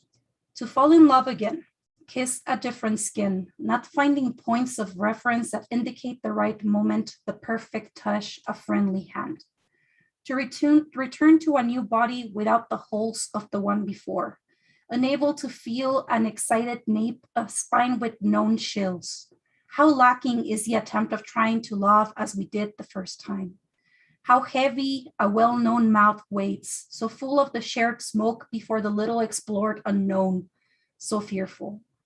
How much it costs to abandon you, wash away your scent, remove the traces of your weight, unfold myself into another Almudena, and begin to make mine a figure from the streets that scares me and that I want to possess. But you, there you are, crossing my shadow, your bareness consoling me despite my pain at the end. Your smile and your cigarette, that brown arm wrapped around my waist and taking me to a messy bed, and your violinist hands flying and entangling in my breasts. And that's it for me. And as I will always say, when you say that's it, I'm going to say that was everything. Lee, how can people follow you online? Because I think you got a bunch of new fans tonight who are hearing you for the first time. Yeah, so you can follow me. Let me see. There you go. You can follow me on Instagram. It's the easiest way to find me. If you want also the link tree is here. I have all of my social links, publications, features, and everything that you could possibly need. It's in there. I'll share it on the chat as well. I'm not going to attempt to spell cadáveres literarios because I lost spelling bee at school. So just get it from there. If not, I'll put it on the chat. Perfect. Awesome. Yeah. And as always, you can screenshot it, and these shows are archived so you can go back and revisit them. As I mentioned before, Kit, who is coming up next, actually, always does timestamps, and that is extremely helpful. And he's helpful in so many other ways. When it comes to Love Fest, I can just share so much about like everyone here. Share that words. By the way, we do have after parties as well. I know it's super late, and you guys don't even think about that right now, but we're gonna do this as long as we can, and as soon as we're done, we're gonna end the live stream and we hang out until everyone passes out or has to say goodnight. But we do have Mr. Monday Night.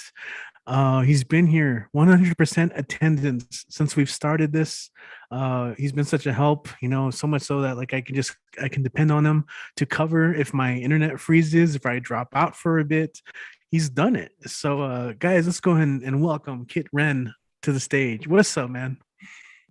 What's up, me? This is another wonderful night here. And I'm not going to waste time vamping because we got a full load of people after me. So I'm just going to get into it. 3 and then the cup. I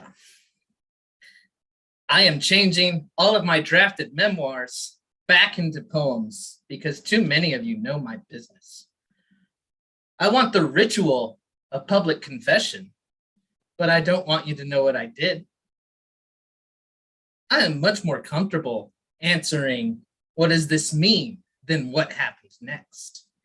I want this poem to rise from the ground like a monolith, not between us, but beside us, and for us to circle around it, inspecting for the flaws that I must have mistaken for nuance and character. Okay. As you might have seen on the news, we have flooded streets. I'm not a fan. I don't like this rain. Y'all lost your rain. It's down here for some reason. I'm very protective of the desert. This is a poem about that. I have a confession disguised as a question. Has the desert spoiled all the other outdoor settings for you too? Do forests seem to you a claustrophobic compromise between the indoors and the outdoors, unsatisfying, as most compromises are? How can this actually be outside if I can't see the entire sky? Does the ocean seem showy and excessive, gaudy like plastic jewelry on an otherwise fine hand? To have all that undrinkable water feels like someone made a mistake, but didn't care enough to correct it. We are a dry land, but what we find is potable. Did the hill country underwhelm you too? Were you tempted to laugh at all the hill people who went around instead of over and through? They would think us mad. But I'll never make the mistake of caring what they think again. Does every green field, no matter how wild, take on the manicured unreality of a golf course? I am tired, friend, of this world of driving ranges. You and I will spread our picnic blanket in the sand trap and throw back every Titleist that blunders in. And another one that didn't happen, but might happen in the future. We shouldn't rule it out. The comedians have renounced raunch and transphobia and hatred in general. They have seen their folly, they tell me. They credit me for their Damascene moment. They line up and say sorry and thank you as if it is all one word, a chant for newly shaved Hare Krishnas. They have set up this event, the first of its kind post-pandemic, to prove their sincerity to me. One approaches the mic, and then another. They are all reading aloud from the same worn copy of Capitalism and Schizophrenia by Giles Deleuze. They pass the one copy between themselves as they all take their turn going for exactly 7 minutes each. It has a used tag from a college bookstore, University of Vermont. Charlie the Catamount is just barely smiling at me from the crinkled sticker on the spine. Their faces as they perform are intense, and as the others sit and watch, they are rapt. One is taking notes. My companion and I retreat to the patio, and by his leave, I smoke my first cigarette in 2 years. One by one, the comedians follow me out, eager and pleading like seminary students. Is this better? Are we better, Kit? Have we made up for our sins and wayward lives? The truth is, I don't know. The truth is, I thought I would always have to fight the comedians for saying one awful thing or another. I viewed it as a responsibility that I had to the scene. And the truth is, I have a middle management bred paranoia about what it means when a responsibility gets taken away. The truth is, I liked to fight against the comedians so much that I didn't give a thought to what victory would look like. The truth is, I confess to the one with the notebook, I haven't read very much theory.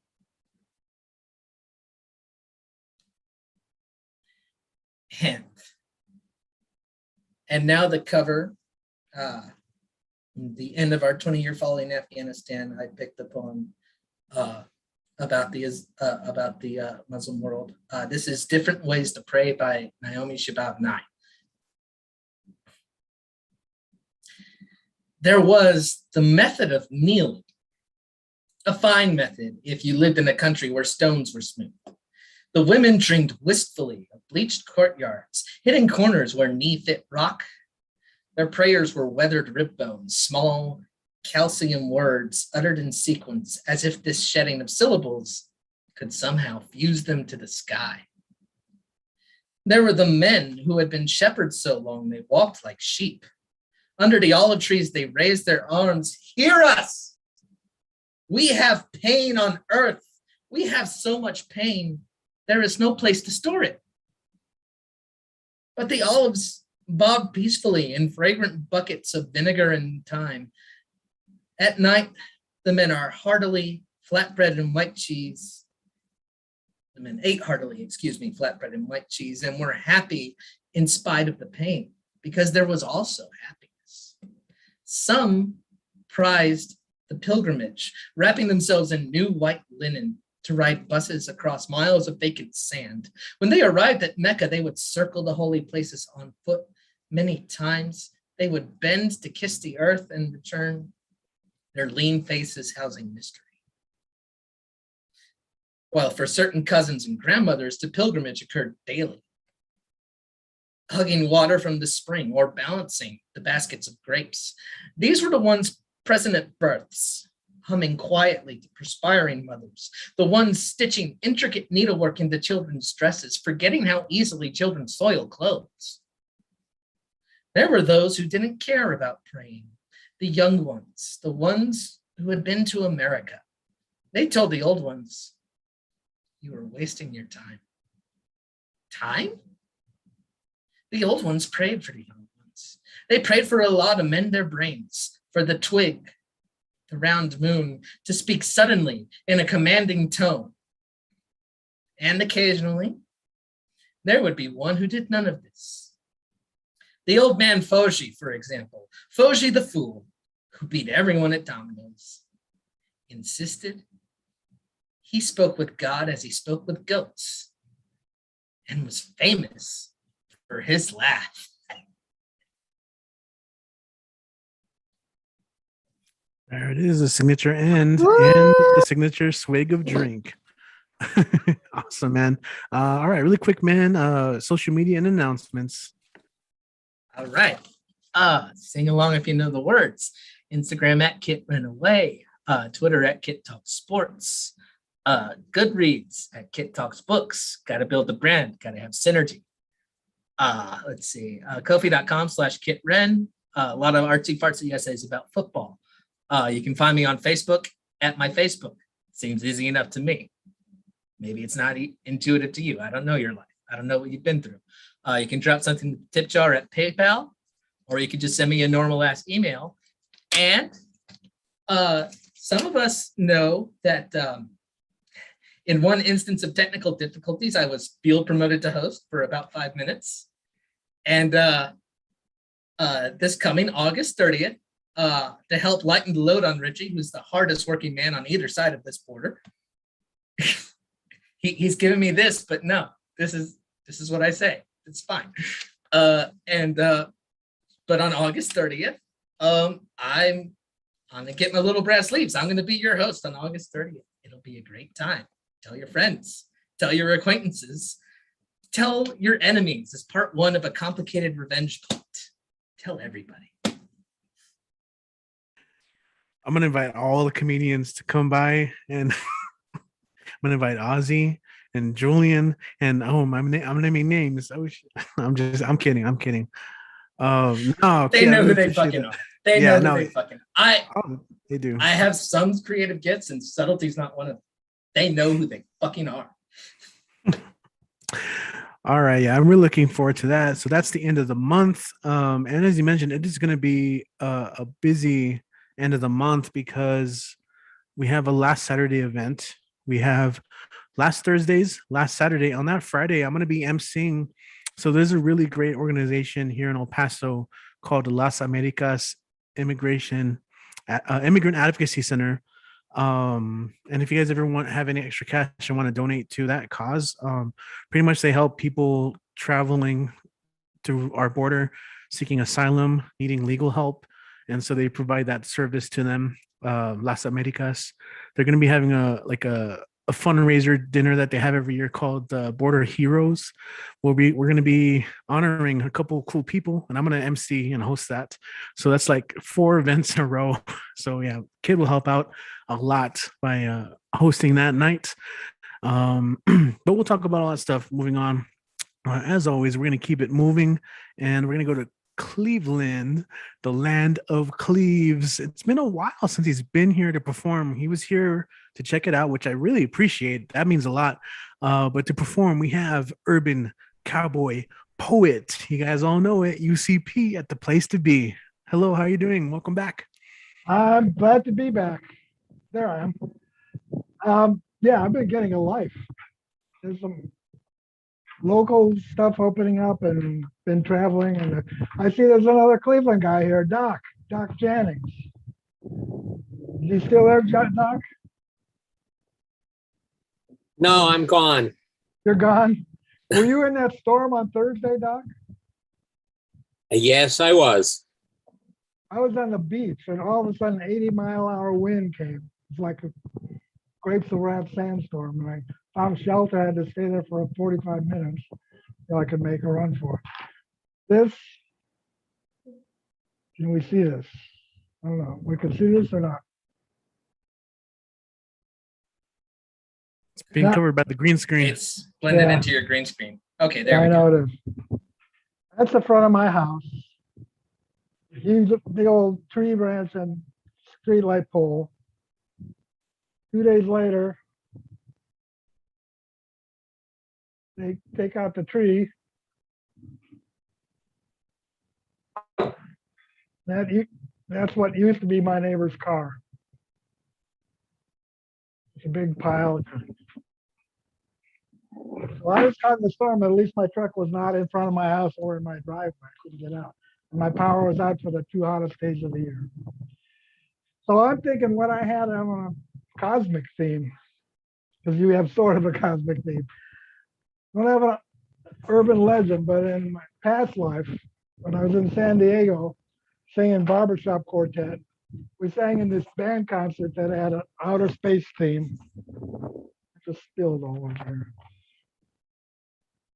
And we did our quartet did a song about a star and blue moon, but they wanted me to write a parody of a song that was already in our repertoire so we could learn it with some good wordplay and a topical reference, because Pluto had just been lost its planet status. So I came up with this, and Doc may be the only one here who knows the original song because we sang the old songs. But where's my gal from outer space, the cutie with the purple face, winner of the alien race? I hear she's in town. Ooh, will she be back so soon? I last saw her on the moon. I need my rocket. Why did I hawk it? Lulu has touched down. Gotta get my spacesuit decompressed. Gotta wear heat shield on my chest and put all my systems to the test, 'cause Lulu's on the ground. Gonna say goodbye to earthbound blues. Gonna get some extraterrestrial views. It's the most exciting cosmic news since Pluto was put down. You can tell all my peps, all my Martian cadets, Mr. Armstrong regrets that he won't be around. No, you can tell Houston not to call. My head and my heart are in free fall. I may not come down to earth at all, 'cause Lulu's on. Yeah, she's on the ground. Thank you. Yeah, awesome, man. Anybody remember Lulu's back in town? That was even before my time. So I got to do an urban legend though. That was old stick. I'll do some relatively new stick. Do rug lumps. Leonard loved laying carpets. He put his whole heart in it. He was known for his efficiency. He didn't waste a minute. He cut and glued each rug with care, laid it down in one smooth stroke. After each room Leonard finished, he took a break to have a smoke. The living room rug took most of the day. He laid it wall to wall.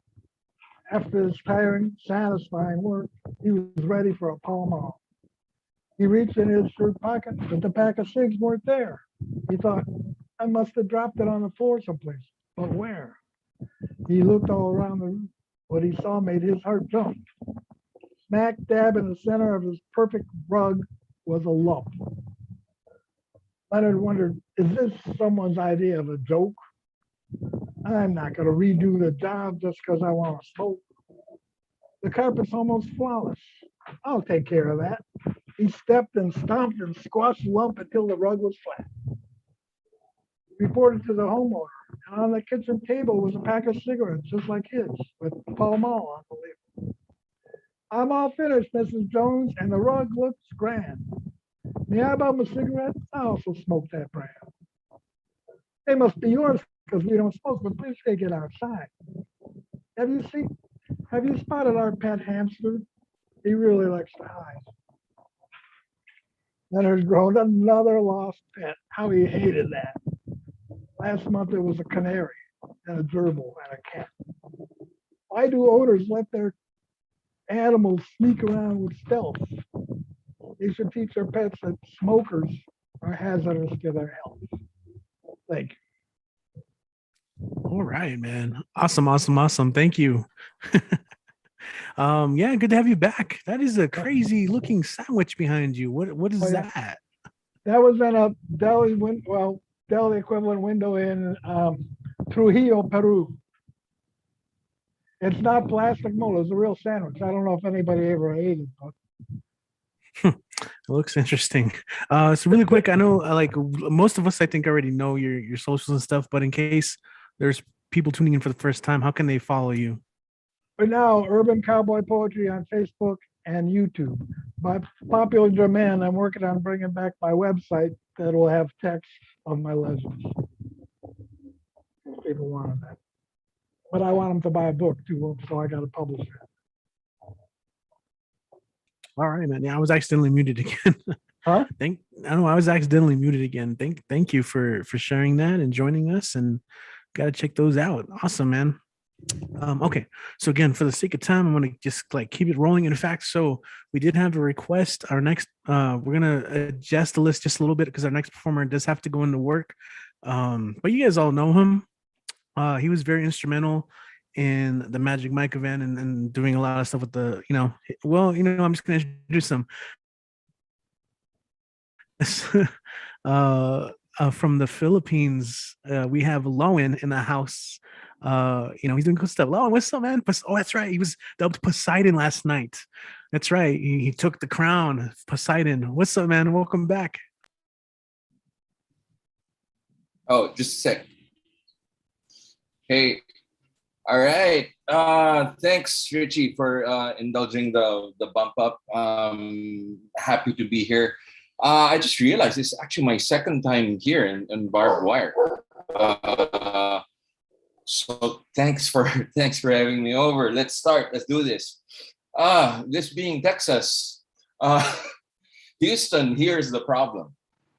Okay, I have nothing against rocket ships jetting off into space, hurtling brand new horizons. Let's have a care, though, about who and what we leave behind. See, we can't outrun the prejudice, the poverty, the famine, the unemployment, the crime, the lack of literacy. We can't sail into the future and pretend that the present isn't pressing into us, making refugees of us in our own home, on our own planet. I want a space program that gives space. Space for more than one God. Space for all brands of belief. Space for bravery and relief. Space enough for us to accept each other. Space for playgrounds where fear isn't a standard feature. Schoolrooms with more books and less bars, more keys and more locks, where kids can do their best and they don't have to wear a bulletproof vest. I look up at the one sky that doesn't seem to be the same sky. Just as it is not the same sun that bears down on beggars as the one that glints through air-conditioned limousine sunroof. Houston, the problem isn't out there, it's right here.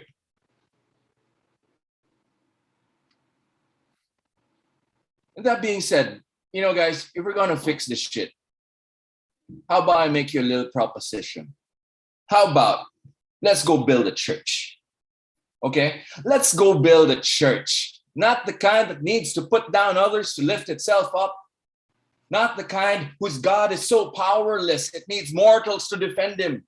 Not the kind whose idea of deification is male by default.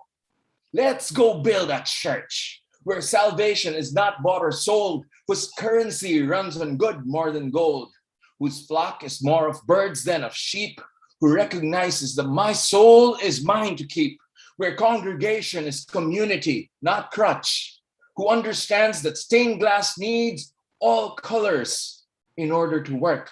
Let's go build a church with more doors and less walls, whose gospel is of freedom, not chains, who knows to stay out of my bedroom, and who knows that when we say, oh my God, it's not in vain.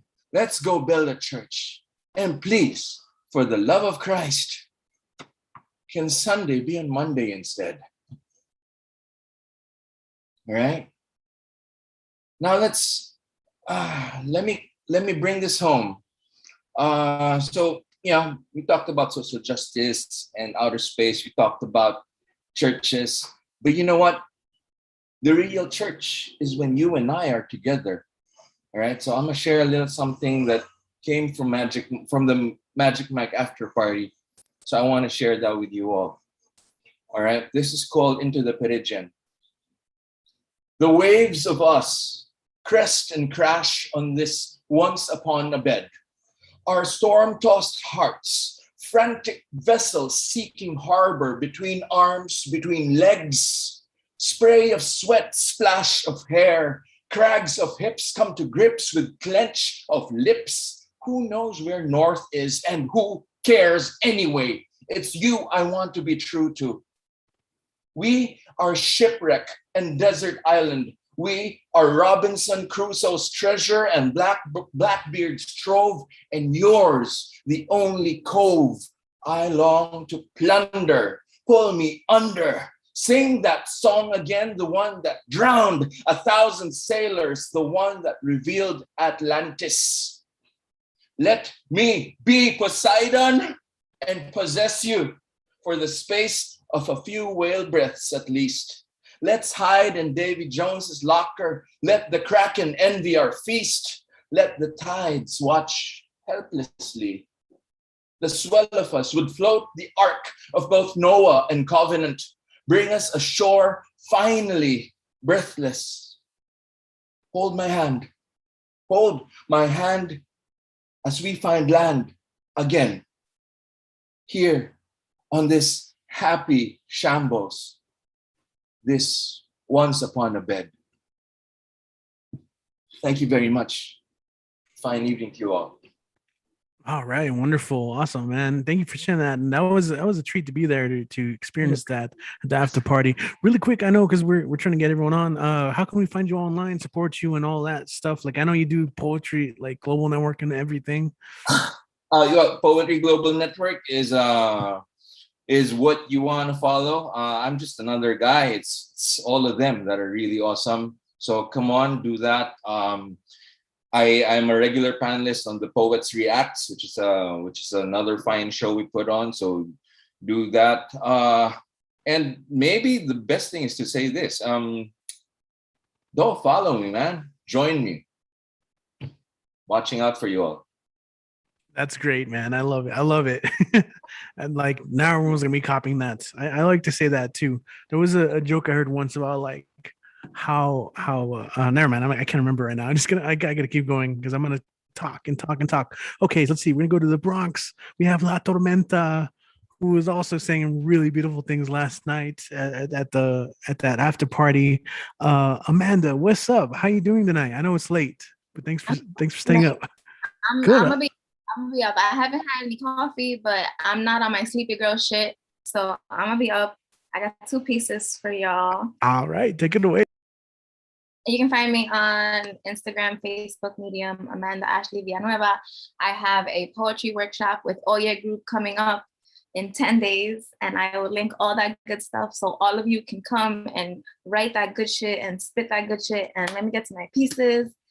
The first piece is erotic. It's a collaboration that I'm working on. Yeah, let's get into it.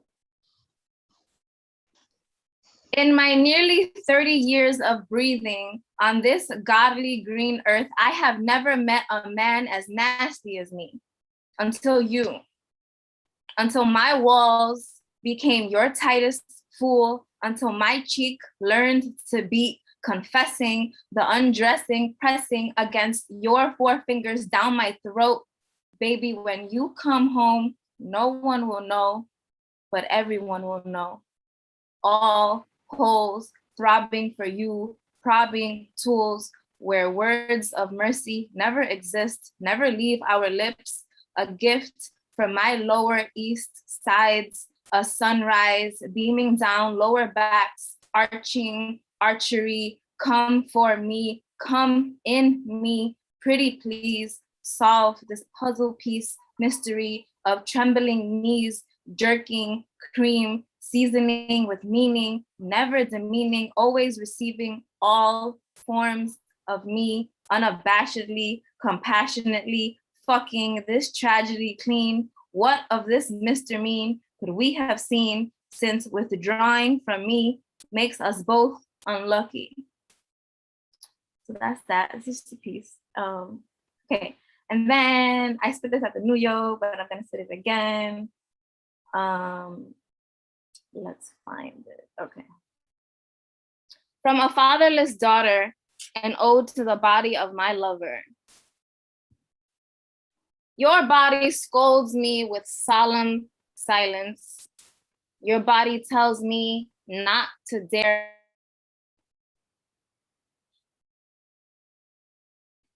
You're muted, beautiful. Okay, wait. This is why I don't drink. What was the last thing you heard?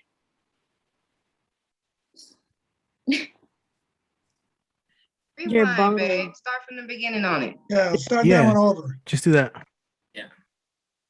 Both of them? Okay. No, the second one, the last one. Okay, cool. Thank God. I was not about to do it again. Okay. Thank you for your patience. Thank you. This is why I don't drink. Okay. From a fatherless daughter, an ode to the body of my lover. Your body scolds me with solemn silence. Your body tells me not to dare make an autumn home of him, but to enjoy the summer vacation. Your body tells me, your body be the sweetest thing I've ever known. Your body tells me I am not safe enough, good enough to be here. Your body tells me don't get too close, but get too close. Your body tells me it is better when we come together. Your body reminds me of this life-sized heat I can't ever seem to beat on my own. I press tight against your body like a pole, like a phone call. I'm deathly afraid to hang up, much too sick to run the risk of being unreturned. Your body likes its gold chains in my mouth. Your body, weary of my tantrums and my incessant neediness, your body tells me we must take it slow, but wants me fast tomorrow. Your body does not call out for lovers who love it more. Your body affords to be restored by a story not of this contour till it turns this chapter into a chapel. Your body an invitation of I miss you just enough. Your body rough around edges, yet still pledges allegiance to the grievance of what we would be if Pops loved me properly. If Pops loved me honestly, my venom wouldn't be Boston cream, pastries of lies, a surprise upside down cake, spoiling your birthday, making it your worst day, your body a commodity for everybody, but I still take the biggest piece. I still drink your fountain of release. I still treat you like a dream. An ode to your body is a prayer to all hands that made you. An ode to your body reminds me of this life-sized heat, which we both mistreat. We both compete for the title of who cares less, as I beg you to undress me, beg you to confess me leaving was the last thing you needed. This seeded fruit still finds me cute, but not enough to get caught up. This fuss of an unwon fight still breeds fright on my forehead, foreplay deranged, estranged from this coconut tree. Your body tells me history repeats, and to love a silent body is to self-inflict disease. Thank you. Woo! That was so Nice. great. Oh man. Oh. Right? All right.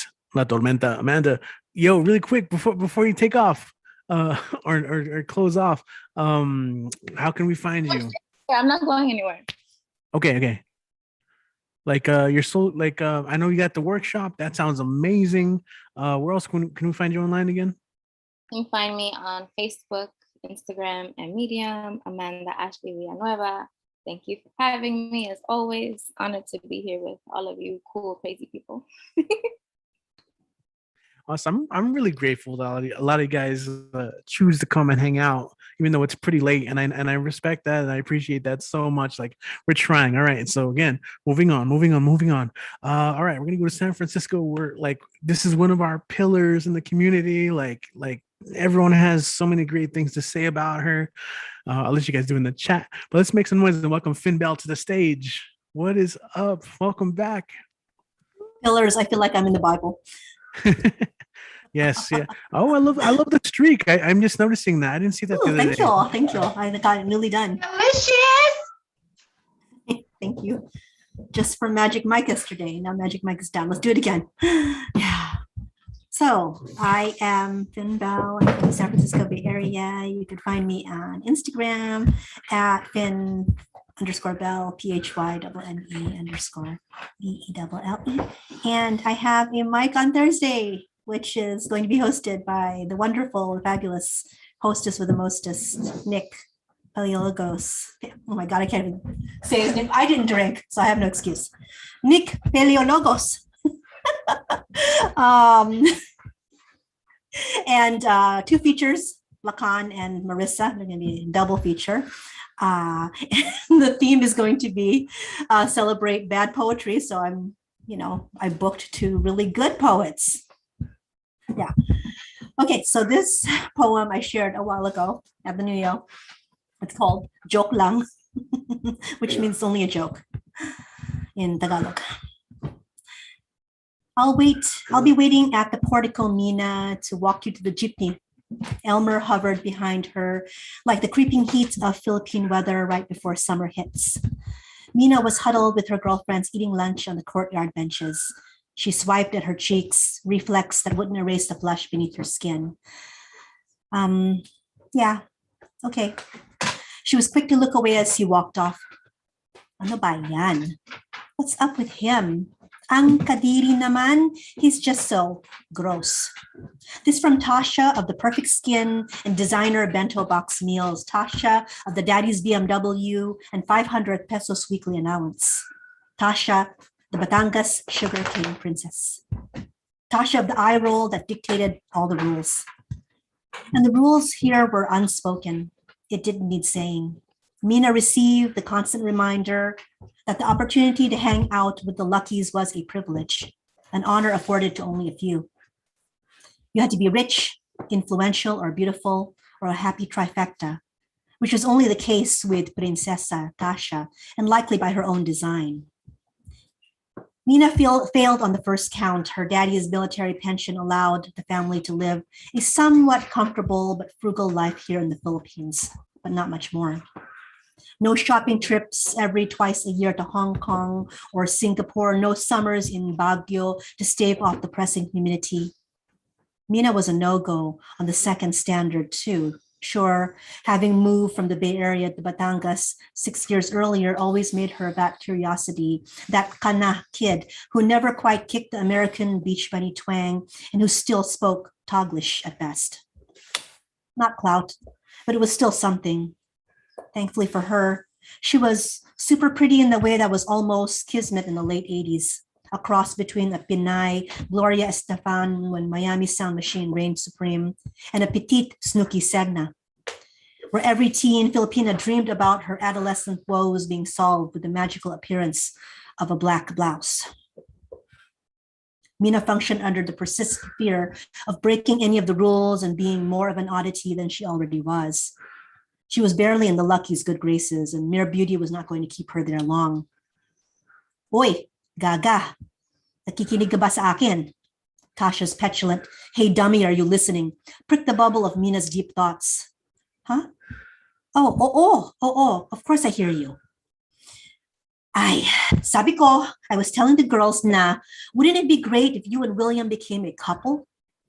All the aqua-netted heads circled around Princessa Tasha, nodded in perfect unison.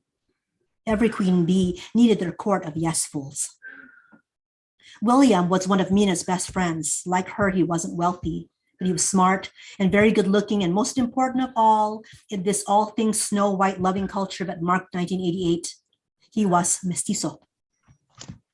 William likes boys, Tasha. Tasha was disgusted with her and spoke slowly, as if she needed to impress each word individually into Mina's skull. Ang tanga mo naman kasi eh. Don't be stupid. Who cares as long as he's handsome? Poging-pogi eh. And that's just a rumor, right? For the first time possibly in her enchanted life, Tasha looked uncertain. The fools in waiting were a titter to please their ruler. Ay, oo, Tasha, joke lang yan. It's just a joke that boys like to make amongst themselves. Eh, kasi William talaga is really pretty with those dreamy eyes and long eyelashes. Tasha was no longer listening. Instead, a pout now creased the placid Korean rice-branded facial moon of her impossibly gorgeous face. Ay, tumahimik na. Shut the hell up. Speaking of joke, I don't know why, but bumabalik dito si Negrito. Ang itim-itim naman. I mean, he's just so dark. Tasha. Ay, Tasha of the hectares of sugarcane. High school seemed like it would go on, and you would rule for all eternity. The joke was on you. In your teeny tiny princessapality, rich boys held the keys to the kingdom, not just the dark ones. And you didn't date them. You didn't plan a future with them. You ordained that their dark skin prevented them from graduating top of their class, going on to a premier university, getting a PhD. I hear you're trying to slide into Elmer's DMs now, but no, girl, his wife won't like that. In your teeny tiny princessapality, pretty swan down boys couldn't be in love with boys painted a glorious color as deep as the most serene hour of the dark night before the sun takes over. The bliss of not ever realizing that you knew nothing at all saves you from the cruelty of a prank that you were never able to pull off in the first place. Thank you. Bye. That's all. That was great. All right. Yes. Whenever you say that is all, I'm gonna say that was everything. Yes, it was. It was all. Thank you, Finn.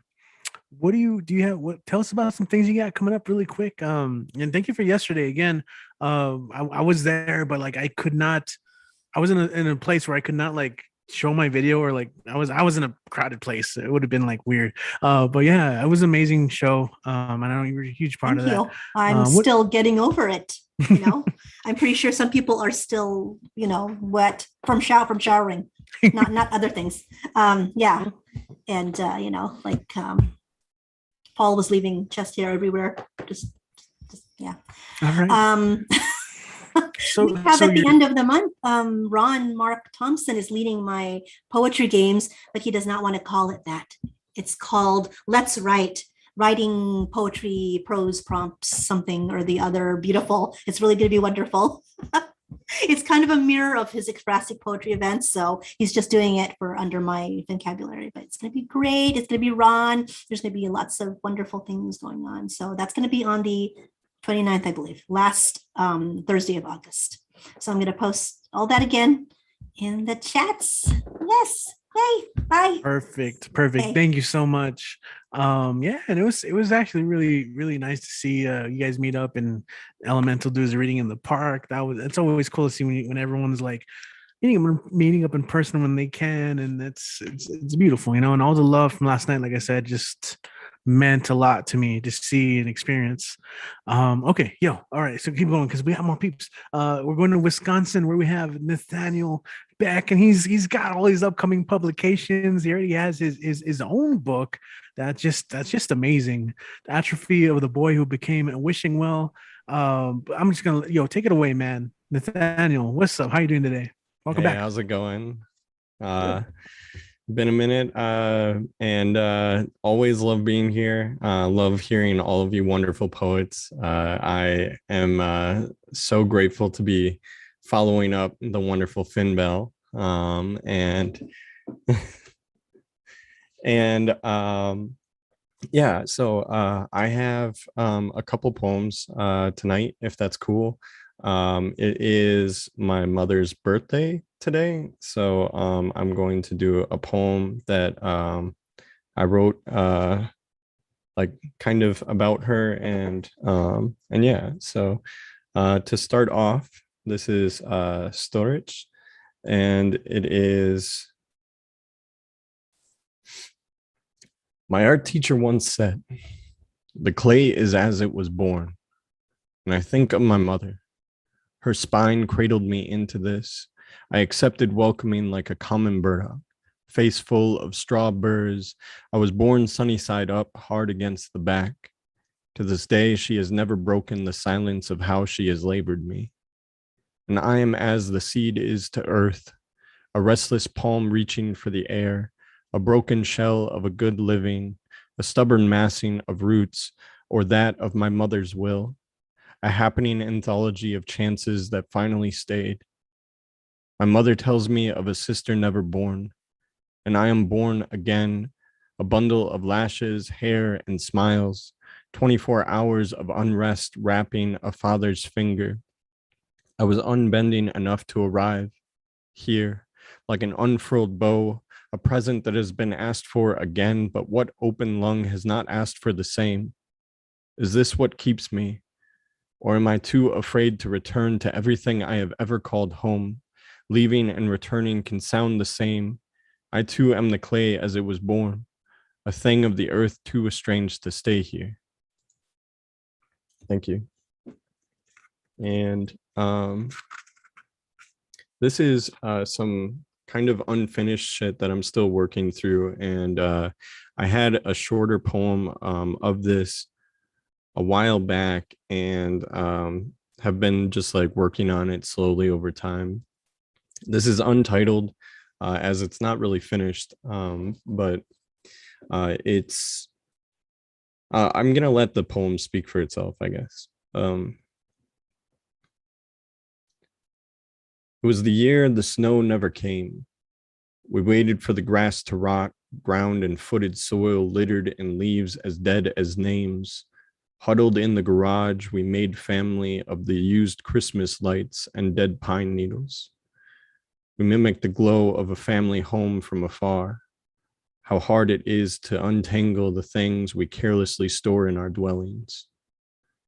That year you apologized for everything, or at least everything we weathered that year. How our dreams had been sold for tax money. How our dreams had been sold for your dreams, and the things that still make mud of our feet. Stuck to our shoes so long we forgot what wasn't claimed by the ground. That year we realized how much we were worth. Family is only good as what it offers. And didn't you know?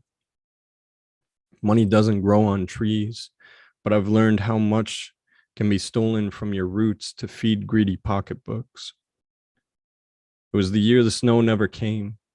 The doctors said they couldn't remove the vines that had woven into so much of your body, poisoned the blood and mulched the man out of you, severed the old beast we called Yeller, removed tissue from tissue, sick dog, ravenous, tooth-fanged father, and all the lasting scars you carried to term like children. Cancer took the worst from you, gutted that thing we called man, carved thighs and angered blood. I realized how much of you we gave up. The word, the home, the fist, the blood, the body, to get the man you are today. The apology, the open palm soft as dead, the calm winter of tears. I still remember the first time you claimed all the snow for your eyes.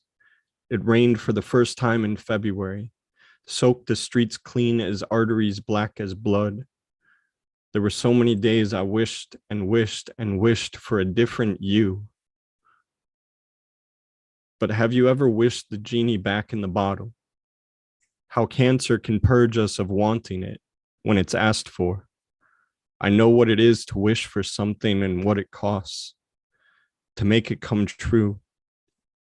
I know how hard it is to make cancer sound like forgiveness, an apology, a tear cut clean from the body, and every day I wish it did.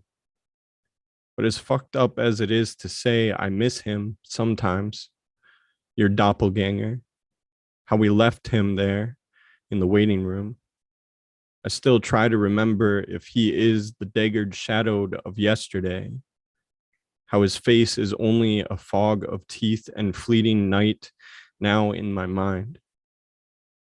And there are days I wish my words could mean as much as the memories that replace them. And I wish I could join the earth and the sky and the water, make all your halves whole again, like you were always meant to be this. Maybe they cut more than just cancer out of you, found the sickness I have known for much longer and left only a tired hand, a dead smile, and a man that as long as I keep staring, never seems to look like you. Thank you. That was amazing. Holy Yeah, I'm shit. back. Fucking love you. Nathaniel. How dare you tell me not to get Damn it, excited damn about it, that? Oh, How dare you? Back, you slay every time. Just when More, please. Yeah. Thank you. I can't wait to get your book. I love you all. Love you If it's back. cool, I'm gonna end with something that's not fucking depressing. Yeah, 'Cause go for I it. know that like a lot of my shit just is like that, and so I'm gonna read something that's like not fucking heavy, if that's cool. But I love you all, and yeah, like I said, I'm still like working on that, but it's something that's like been hard to process, like fucking wishing for someone to like change so much and then like have them actually do it like over something like that, you know.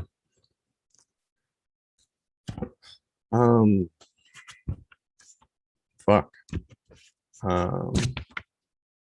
Trying to think of like what I want to read. Shit.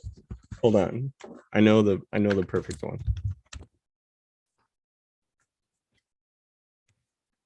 Where the fuck is it? So this is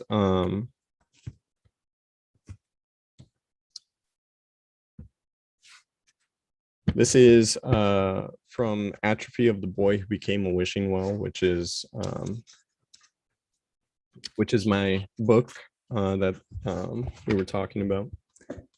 And this is the final poem in the book. And this goes out to all of you. Dare to be. If we let the past, it would run time like leaves, make maple of our blood and stir our nostrils wild. Pancakes and good jazz on Sunday morning, we would be like we were always meant to. This is an ode to you and us, to all the people who have ever laughed louder than the sky, who made hopscotch of puddles. This is for the dreamers that still converse with the night, for the ones who make a home out of anything, for the treetop in all of us that still reaches for the sun. Let's make a miracle sound like our own again. Reimagine the things we made of the clouds, then dare it to do it all again. Thank you. I love you all. You can That's find all me. sweet. Love That's you all so sweet. Oh. Midwest Monsoon. I love you all. If you guys don't know, you can find me at NCBEK Poetry. Check me out. Yeah, buy my book, Atrophy of the Boy Who Became a Wishing Well. If you like to feel fucking things and have your heart ripped out, you know. So definitely check it out. I put everything into it. So I love you all, and thank you. All right, man. Thank you. And I already posted those links on YouTube. Feel free to put them in the chat. But I feel like most of us are there. Definitely need to get a copy of the book. Like that's coming. That is coming soon. Yes. All right. All right. Let's keep it going. Let's keep it rolling. Momentum. All right. Next up, we got Mr. Matty Mais. He's gonna start a quesadilla. Got to start with the corn.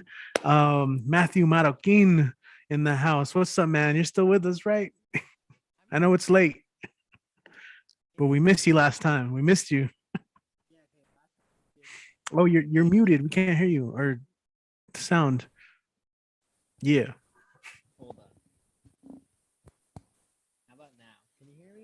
It's a little low. It's a little low. Very faint. Yeah.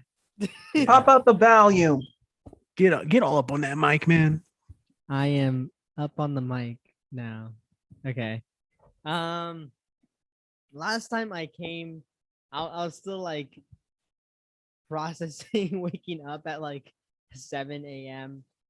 and working 14 hours and then going to sleep. So from a summer camp and then like a whole trip in Jersey and New York and stuff. That's a whole different world. Now I'm back, sadly. And yeah. So this poem, I actually got off of Atlas commented something when I was trying to think. Yeah, I did hopefully do math a few minutes ago. Atlas commented something when I was trying to think of like a poem because I really just couldn't think of like where to go with this one line I had. And actually Atlas commented something. I'm like, oh, Atlas, that's such a good like like Atlas, like in like just the the guy holding up the earth, right? So I'm like, oh, so he gave me like an idea just off the name. So I'm gonna just get into it. It has no title yet because I just made it. Another one about a father. It's kind of interesting enough. My father is Atlas. He held up our world, our household since the dawn of my time. He wakes up the roosters, leaving when the stars still twinkle and shine brighter than my mind. Brain kinetic with fostered energy. My father wanted to use for school and wanted use for sports and clubs and things I enjoy. So he took on a job he does not like but does not hate, simply tolerates, so that we could spark our time with laughter and rhymes with while his body withers. Only rays from his bedroom grave to our sunshine smiles and my mother's gardener love. He says to work hard,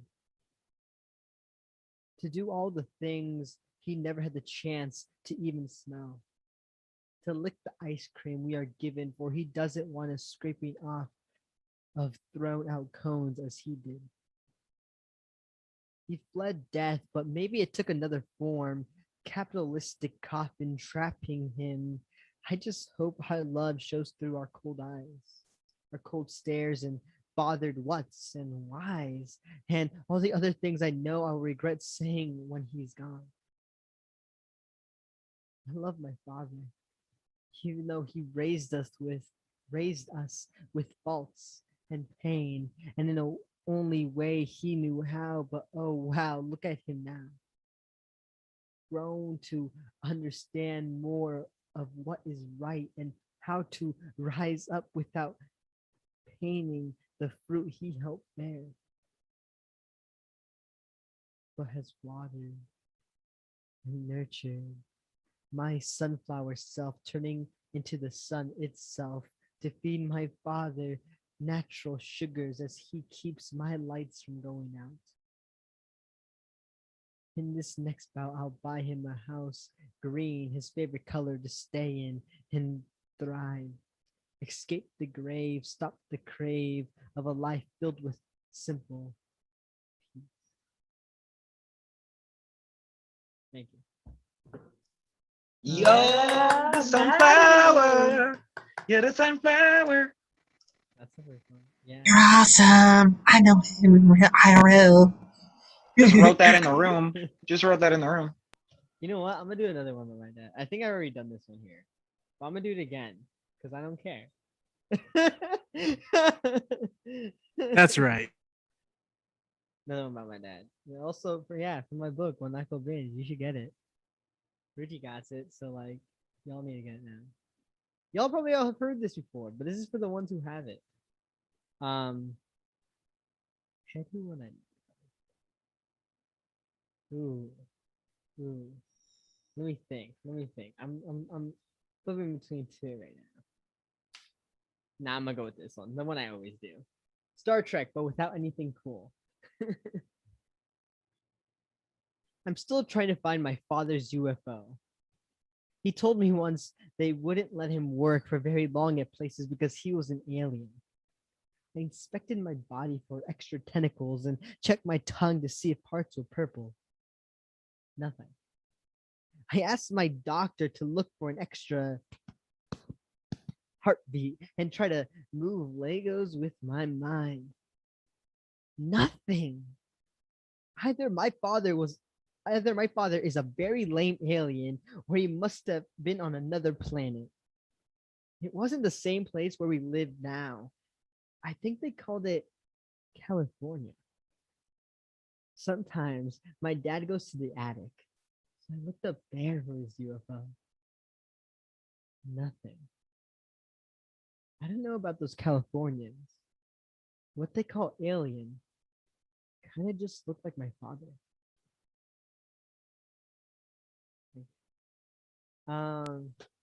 Get One Knuckle Binge now. I'll put the link down there. Follow me on Instagram, vida_Maroking, which is at my last name right there. And you already know.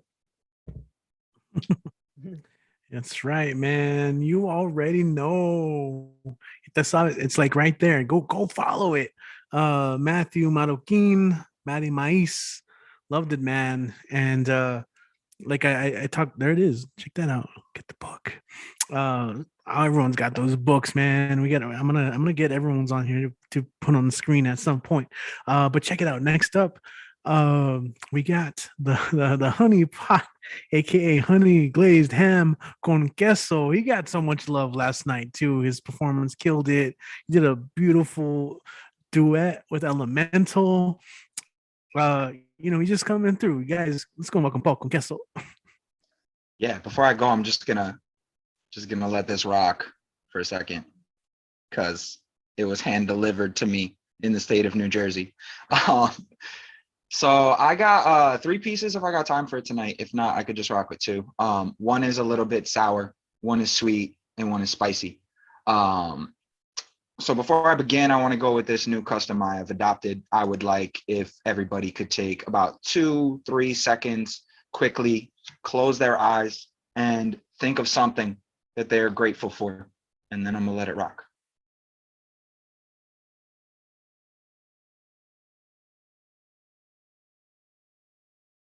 Okay. This first piece is called Tonsillectomy. And it's after a poem by a phenomenal Salvadoran poet known as Jessica Salgado. Tonsillectomy. Right as the anesthesia hit, I thought to myself, I could die right in this operating bed and feel so very incomplete. Not one poem published, no one true love, yet death doesn't discriminate between the sinners and the saints. It takes and it takes and it takes. We keep living anyway.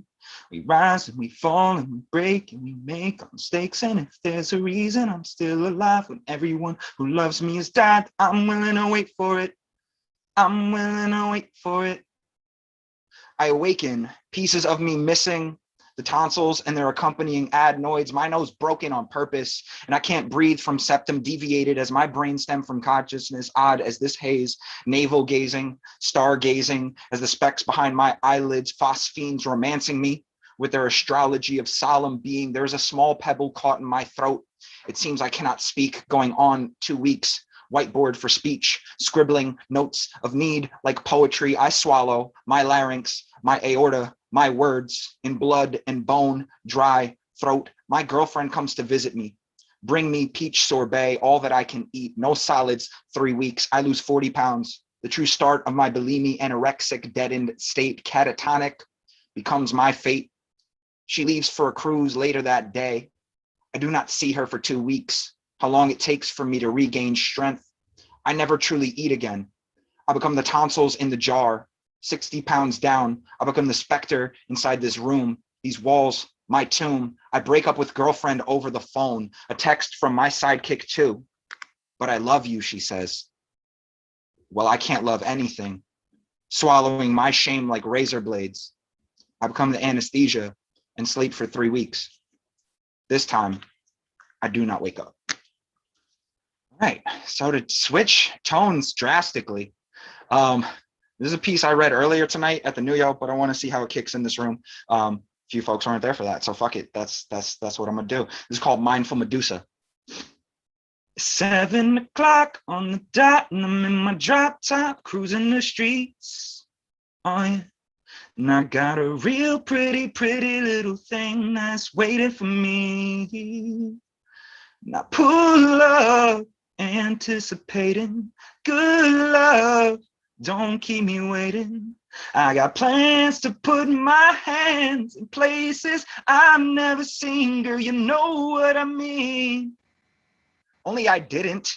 Sometimes physicality comes as second nature, just like genuine connection, and you don't gotta fake shit. Pulled up to Laziza to meet you, smoking shisha, blowing O's from that French exhale, watermelon and mint to complement Lebanese lemonade, spice of fries, and the flight of our wings prevail as chemistry collides for this artist meets scientist, jellyfish on her bicep, the bells above mine moving fluid as the conversation, conjugation of words led tongues to twist constellations, fireworks dotting sky in our eye line, but from our spot sound like gunshots, left the spot, headed off to another party in another city, which may as well be another continent, pulled up to your condo complex and tossed on the hazards, haphazardly ran upstairs, prepared a couple cocktails, and I saw the fluid red moving in your Medusa locks. 11, that's when you looked into my irises and I froze in place. Rather than head to BK, we could just stay. You know, make your entire home a house party all our own. And so we commit to this, extending our game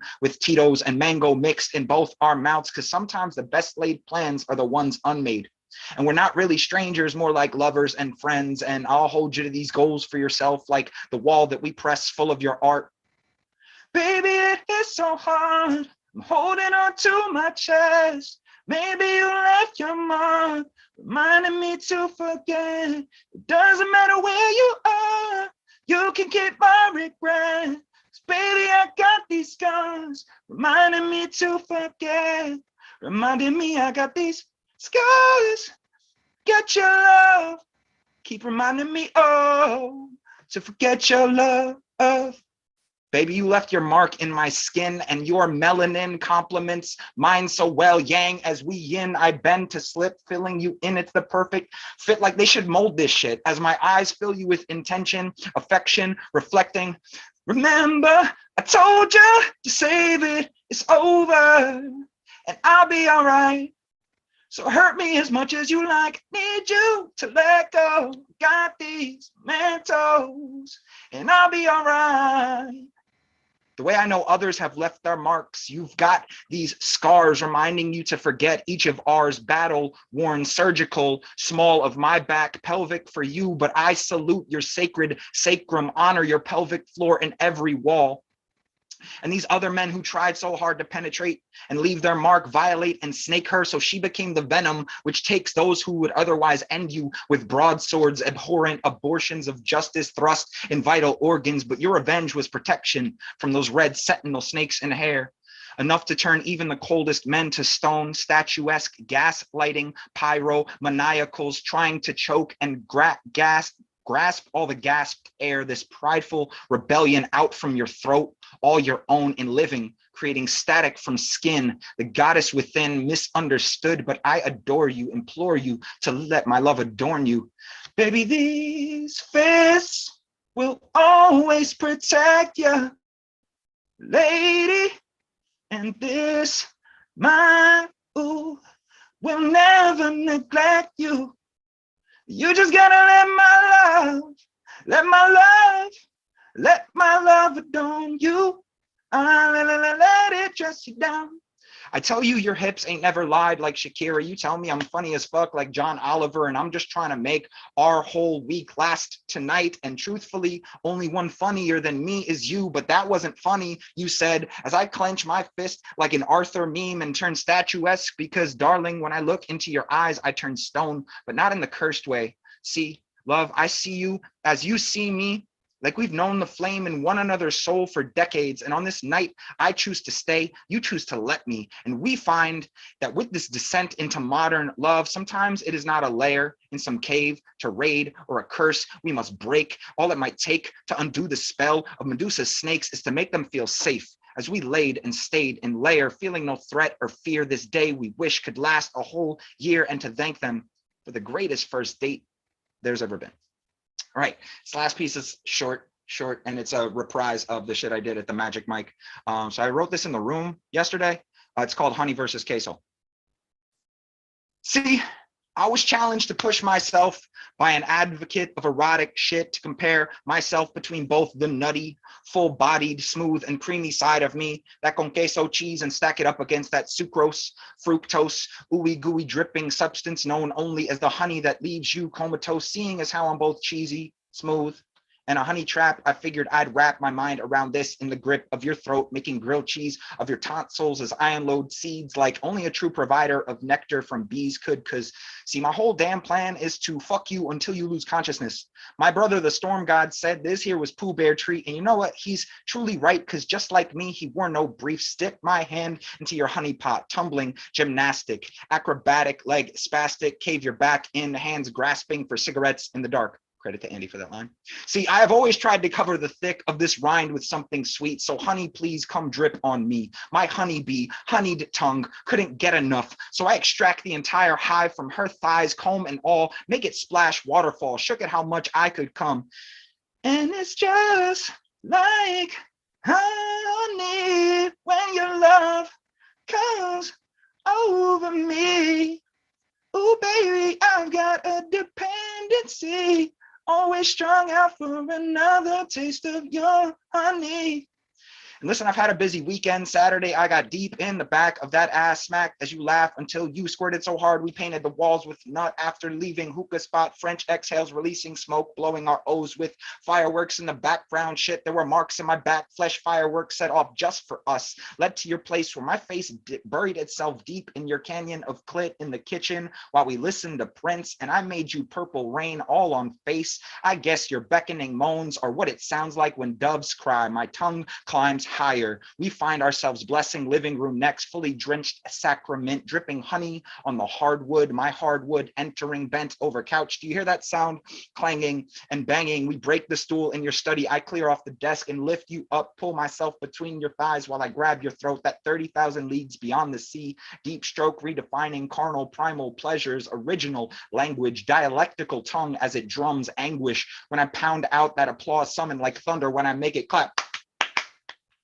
Finally drag our ravenous bodies to bedroom where you finally ask, no, beg me to tear off the condom. Don't be safe tonight, ride the wave. You're right, because cum can numb, and like honey, it's best when raw, and thus we don't pasteurize or process cries, a verbal contract you make with God as you tell me it's all mine, and as I'm inclined to choose between painting your body in a canvas of manchego or manuka, asiago or sourwood, burrata or clover, ricotta or dandelion, honey dripping down your walls before devouring. I say, why fucking choose when we can consume them all? There you go. Why choose? There you go. Damn it, damn it, damn it, damn it, damn it, damn it. That was amazing. Damn it. I didn't expect the encore tonight. You know, I loved it when you read it yesterday, and then fire again tonight. So really quick, so we can keep it going. Your socials and all that stuff. What you got coming up? At Paul Con Queso on Instagram and Linktree. I'm reading this Saturday at the Lincoln Center in New York, and then the Wild Project also in the city around the New Yo. And yeah, that's about it. That's what I got going on. Thank you, Richie, for the space. I appreciate you all allowing me to just riff my shit. Really, really love y'all. Thank you. All right, yeah, man. Same, right back to you. You know, every time somebody points a finger at you, there's three pointing right back at yourself, right? As they say. Anyway, Let's keep it going. Who do we? All right, Lacan. Yo, is Lacan? Are you still with us, man? I know, it got a little later, but again, you were so instrumental in a lot of this as well. Like you got so much love last night, helping Magic Mike, and again, the Butterfly Project, such a great organization. There's more from what I hear. So, Lacan, what's up? Are you? We got you up, man. How you doing? What's up? I'm good. It's 1:13 p.m. in the cloudy city of Manila. So thank you so much. Maraming salamat. At magandang tanghali. Good afternoon, everyone. I'm Lakan, and I'm from the Philippines. And I'd like to thank Richie and everyone who supported last night for Magic Mike, because it's such a great project, giving back, poetry giving back to those women who are survivors of violence and human trafficking. So, and please check out the link tree of FinBell so you can share more, donate. I think it's still open for these women. So I got so addicted with Magic Mike still. So I'm gonna do semi reboot on that without me not drowning from the shower. Almost. So okay. The first piece, I was supposed to do it in the encore, but well, the encore was full of love that I didn't. So here we go. Let me command the ship of your body with you, holding the mount wheel. It is your body. I'm here, but to steer the map of your hold. Back, haul, back, and forth, back to our 4 hours. 4 hands is better than 2. Admiral the ocean with me, basking in each tingled waves on each deck of your person, licked by our direction, pulling, taking full in to filled paths where our own compass guided by the parts that parts our hands titillate, arouse a keeled route of our ruddered wanting for more. I'll hoist you with my mast, ground me with your whole must. I know how to veer my knees, begging for a please. Pleasure goes both ways, both pace to traverse our feet like a fleet and fleeting currents, up, down, up to joint, lips waving, tongue standing up to the pooled feeling of each other. We remember ecstasy is both the sojourning of 2 people, equal sovereign superiority is carved out, dispensed like our sweet sweat shed and shared. I respect the curving of your spine, like how mine bends for yours is too. In the cabin of our unhushed shouting, scream with me. This is a union. It's just about me or you. We're our own captaincy, purging our navigated bliss, thrusts of each oared knuckle on the sheets of the sea, folded between fists of how good, no, we're great. We glide into our azure pauses. Breathe with me. Breathe through the sails of legs up 12 high. Let's bury the gasp, wind lock our eyes, our shutting together. Let's plunge deep into the rise of throats. Sky beckoned, clouds settle in conquered submission of us both breathing. A sultry epitome of we. We are an open navy. Look at me. Look at us. Anchored, partnered till sunrise swings. We have arrived, my dear, to our next destination. Thank you. Salamat. Next piece. This one I just made like an hour before this show started, which is still an extension of Magic Mike. So here we go. I used to work for an NGO that rescued minors from human trafficking and violence for a year, 2016 to 2017. And this is one of my experiences. Push! Eyes retracted as the door opened, unhinging dark locks. Fuck! Stopped, humping, uniformed legs rushed in, parting shadows that licked out a youth. Pedophilia laid there like a $100 bill on vacation. Head static, printed white as a colonizer. His back was verde, enough to tinker a virgin. This child made puta, puñeta, a pun caught with his 62 aged asshole, high as a conqueror of a 10-year-old flattened by both misogyny, too pale to be seen, and colonial mentality, too muted, both felt good enough of an alibi. She's a third world girl under the industrial machinery used to drill, making holes out of equatorial inequalities of our bodies. Freedom is spelled like pimping poverty with a donation of half deaths. I want to kill him. His Caucasian ego in his withdrawal, gago, is mumbled as this innocent cried, blood-handed. She didn't know the paper cuts made in dollar signs are meant for a dole out of a 3-hour imperialism. Hands lowered like flags, full mast. It was a must for her. Nanay and bills are waiting too much. She needed to deliver a body half raped. Consent is uttered in salamat to a Western stamp branding tanga. Ignorance is paid by assimilation. Prostitution is legal for a child too naive what sovereignty really means. His smirk looks like treachery, like an 1898 debauchery. Hands down can mean surrender because his passport, a wallet of irony, will bail him out like history. People will forget about her, 2/3 of her person dead like a nation. Ivory washed without recognition or apology, a genocide of being too young in a world where being free is a happenstance of hypocrisy. She's just a casualty of causality being sold cheaply by them like my dear fucking country. Maraming salamat. Thank you. Man, wow. I might never recover from that. Yeah. Everyone make some noise, Lacan.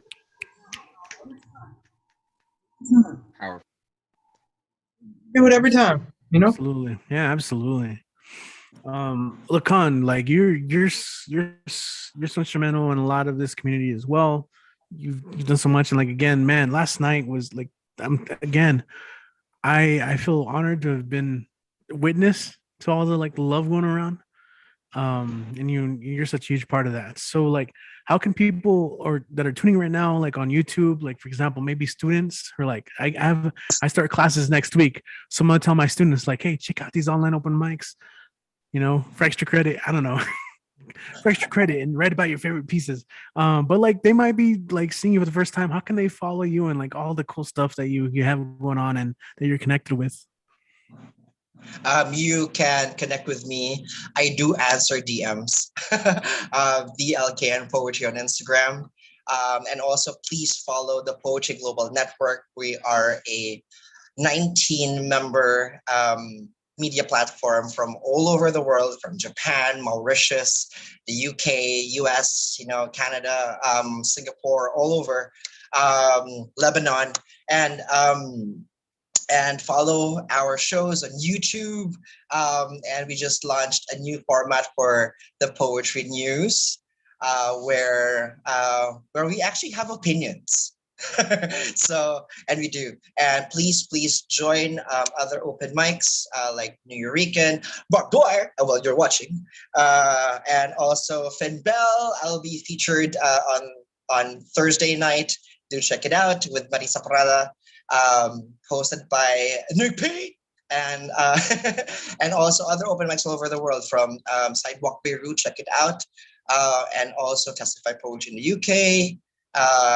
Paris Lit Up, Koktaba in Tokyo.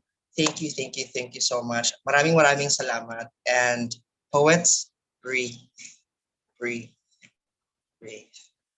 Thank you. Yeah, wonderful. I love that. Breathe that. When I perform, that's actually one of my favorite go-tos as well, is like getting in the little crowd to like breathe along. Slow it down, you know. But as you can clearly tell, guys, this is a global network. That there's stuff going on all over, and you know, people doing amazing things. And you can hit up an online mic almost every night of the week, all throughout the day, and that's a beautiful thing. So let's do that, you know, and pass that along. All right, okay, keeping going because we got a bunch of peeps still. Yeah, so last night was the Magic Mike event. It was you know, an amazing. It was a fundraiser, the Butterfly Project, with a great cause, helping you know women who've undergone all sorts of trauma, you know, and just trying to help them find feeding, you know, ground again and helping. So you know, and of course there was just featured readings and there was an after party, lots of love around that. So just to answer your question, I think that was Atlas who asked. Okay. And Donna, yes, Donna sending love and respect. You're away, guys. Okay, so let's move on. Kemlyn was part of this, and like, you know, I hadn't seen this side of Kemlyn. She had the mask, and everything, and she transformed. And you know, Kemlyn's been coming out to these mics and just she's authentic, genuine, does her thing, and it's always a journey. It's beautiful. Kemlyn, what's up? Welcome back to Thank the you stage. so much. You know, thanks to Lacan, I had to change the order of my performance. So I've been thinking a lot about the things that we censor. I come from Singapore, where good girls don't speak of certain things, which is why the whole Butterfly Project was really important to me, because as a survivor of sexual trauma myself and child abuse, it's really important for me to speak out.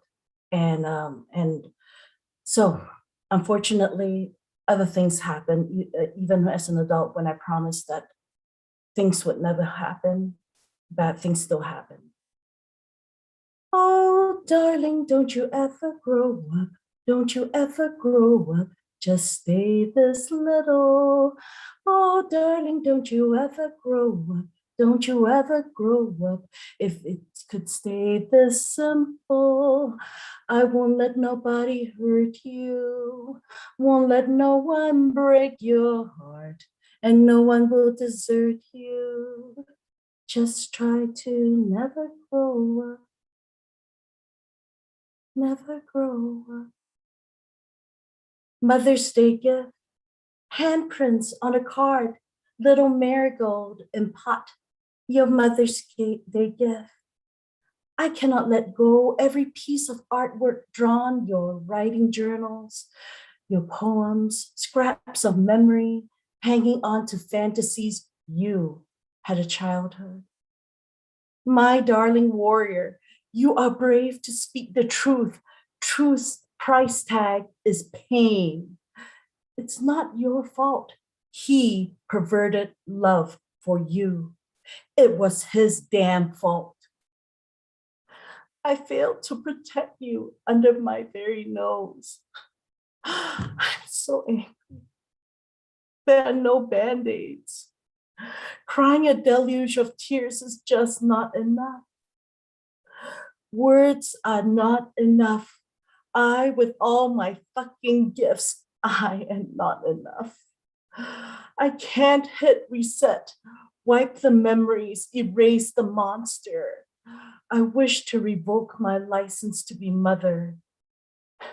You say no to that. All you want from me is to be present with you. Listening's enough. It's not about me. This time it's all about you. Taking time for you. Taking time with me. Singing our songs together. Breaking harmonies. How many car rides will we take to make it through this long, winding road?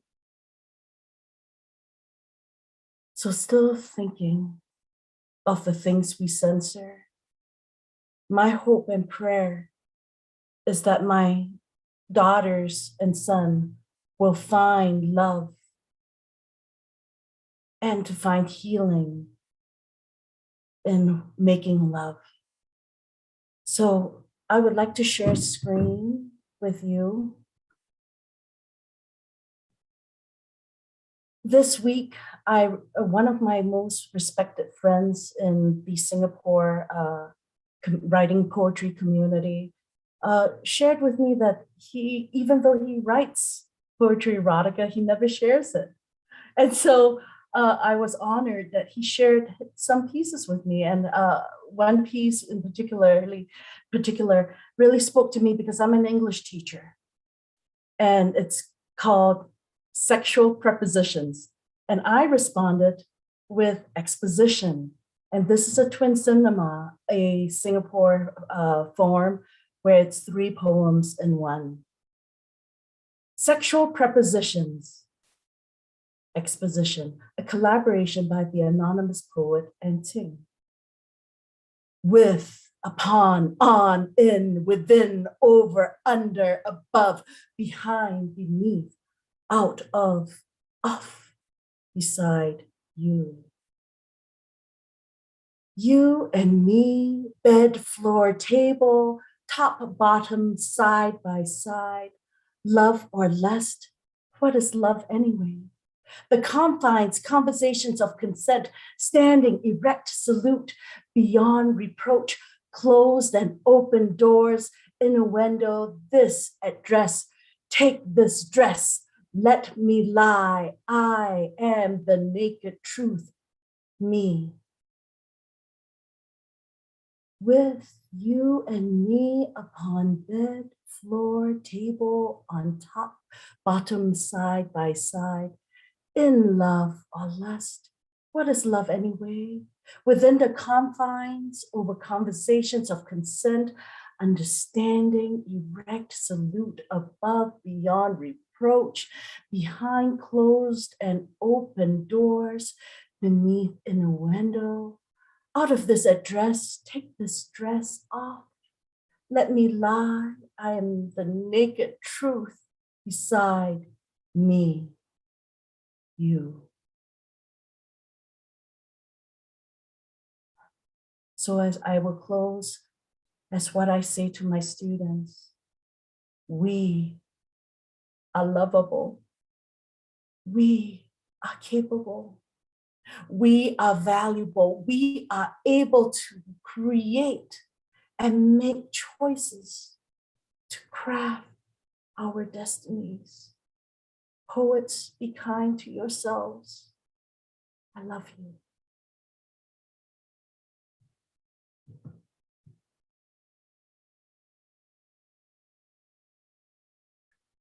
Camlin, thank you. Yo, guys, unmute yourselves, make some noise, show some love in the screen. Spellbinding. Yes. Spellbinding. Wow. Love you, Camlin. Spectacular. Thank you for sharing. Woo! Incredible.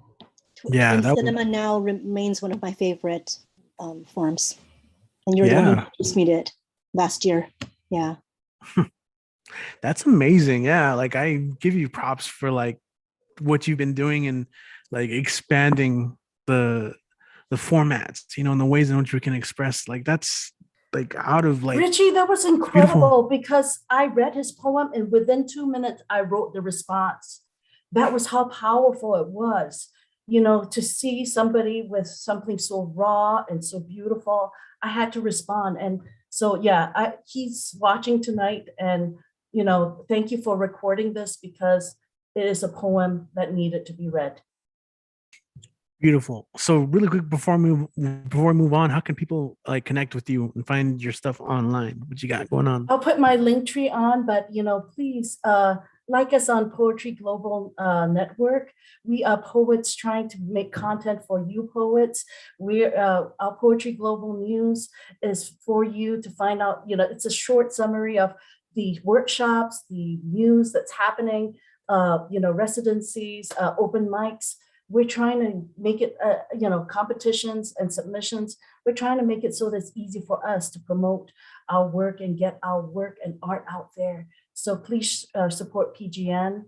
And, and I have a little project going on called Haiku Me, Haiku You, trying to get people to write more with me on Facebook. So I'm Kemlyn, Kemlyn, Bappy in Facebook. So come join me, play in my playground, and I love you all poets. Thank you. All right, that's awesome. That's amazing. Yeah, and I feel like you gotta do like a twin cinema workshop pretty soon because people are asking about it. All right, so we'll do that. All right, let's keep going though. We're gonna go to Massachusetts, and again I want to thank everyone who's sticking around. It's super late, so we're powering through. But like it's easy when like all the performance, all the poetry, all the storytelling is this amazing. But we're gonna let's see. Next up, we got Gigi, Massachusetts. What's up? Welcome back. I'm glad you made it back. Hey. Thank you. I'm glad to be back. I need to sign up earlier. All right. So my name is Gigi. Next 10 in the building. I have a book coming out in December along with a few other poets that are here tonight. My book is called Morning Flowers and it will be out December 1st. You can find me at iron_resilience. And I also have a poetry website called arcadian-poetry.com. And so I have a few poems for y'all. I actually wrote this one while I was listening to you because there was a gentleman that had a screen that had like the curvature of the earth. And so I wrote this poem just now. So I'll read it for y'all. This one's called Leaping. I wonder the feeling of standing at the cusp of the edge of the earth. I wonder if it can be found on rooftops or mountaintops. I wonder if it's located on top of skyscrapers. Maybe the cusp at the end of the earth is simply a day when you're not taking the right medication. Maybe it isn't lonely. I wonder if there's company where the world cups around the horizon and the sun can be seen, where air is at its heaviest and thinnest. I wonder the feeling of knowing you are a breath and a leap away from becoming what lingers in the atmosphere. These fleeting thoughts, I think they're called intrusive, or maybe just wanting to test gravity. I think I'll call my therapist. I'll ask her what to do to stop the thoughts of leaping. And then I wrote this poem this week. I think I read it at one of Finn's open mics. Please go support her, support the community. I love the community that I found here. This is called To the Friend I'll Never Forgive. A space grew between us, one that comes in waves of new relationships. The earth shifted. Maybe the tectonic plates were moving all along and I never realized it. Maybe I caused it. A space grew between us. Maybe it was something I said, something I'll never know, because I reached out and there was nothing but silence. Maybe you felt like you were reaching out too. Maybe our voices were on different frequencies. A space grew between us as my father died, a man who loved you too, but you weren't there. Was whatever that caused the space worth not being by his bedside? Was the wafting of cancer too much to bear? A space grew between us. You asked what I needed at his funeral after months of silence, and I said for you to be there. And silence followed and followed. A space grew between us. I heard in passing you asked about me. but you never gave me a reason for the silence. Just left me to drown after almost a decade. I don't know if I can forgive you, not for the silence, no, not for allowing, it's for allowing my father to ask me what happened, and for me never being able to give him an answer. A space grew between us. I wonder if our friendship was buried that day under miscommunications, silence, and a casket. And then I have one more, and I'll let y'all go. This is the one that I read at the New Eurekan tonight. I do have a trigger warning. It does talk about white privilege, and we cannot talk about white privilege without Black oppression. So if you need to take a moment or space, please do so. I understand that that's really triggering. It's called The Generations Joke. It was just a joke uttered under the breath of white men, his breath smelling of kerosene, while his wife laughed at his microaggression was the match, a gaslit that alit the country who never really buried Jim Crow. It was just a joke that trickled down into school systems, into laws, into household, wrapped itself around police badges, trickled into water fountains. But it's just a joke when it never really affected you. I wonder if the punchline was bodies hitting asphalts, a joke wrapped up so neatly in a red-lined bow. When I hear it's just the joke, I remember in high school, at my boyfriend's house, when patois was thick in the air, a mother warned her son, saying, "White women are dangerous. Our relationship had no blessing." Because it was never just a joke when the punchline can be your son. I never got to thank her for the realization that my mouth can be a gun, and that if I'm not pushing forward, kissing me won't taste like the residue of coffee. It will taste metallic, like licking the barrel of a gun. Thank you for letting me share.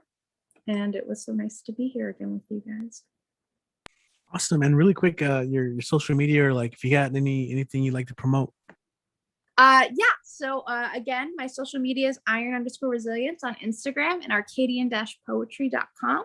And then I have a book coming out in December called Morning Flowers, and I'll put that information on my website when I know how to do that. But that's pretty much it for me. All right. Yeah, that's awesome. Thank you for sticking around. And also, so like, just as a heads up, because I know, like, I think people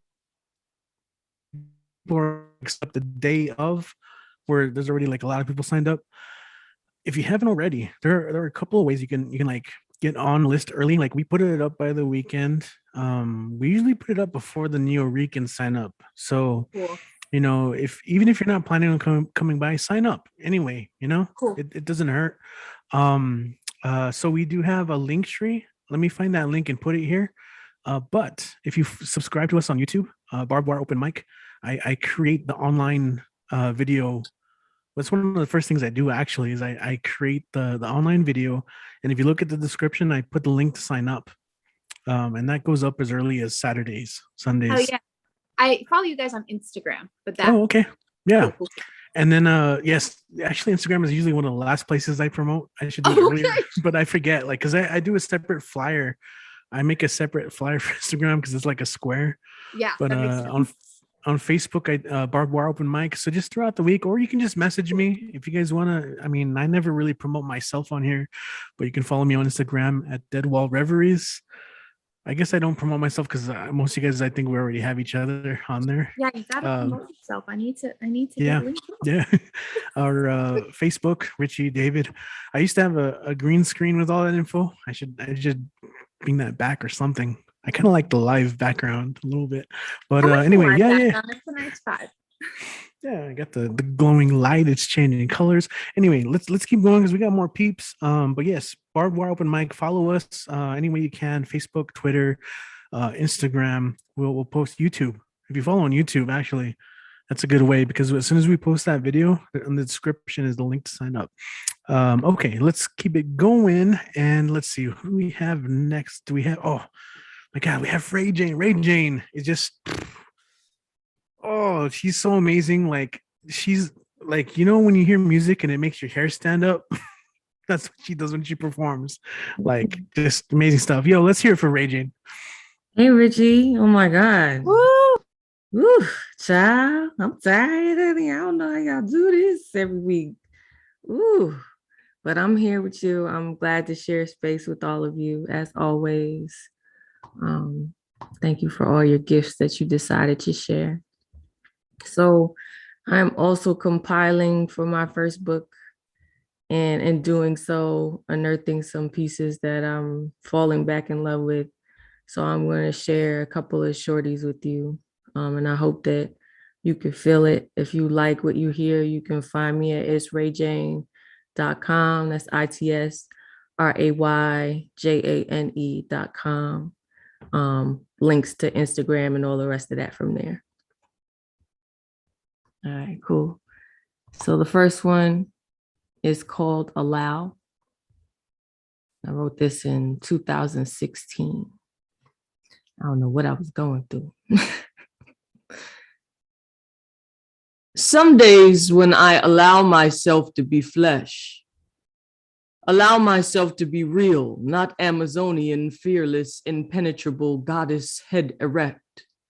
On those days when I am the center of myself, my spirit weeps for you, misses you like the cadence of a sure heartbeat, like war kisses in raining sunshine. It breaks a million times over, shattering because no one piece of it seems to reach you. My heart lost its arms years ago, so I can't show you how much I miss you. The next one is called Firefly. You made me miss love, like it belonged to me, like it was ever mine, could ever fit quietly in my grasp, like I could subdue it, had me thinking love could fit in my arms, like it could stay in my heart, like it was solid, not liquid, like I could hold it. We were convinced we had caught it. You yoked it up while I bent it past pain. We had it right there.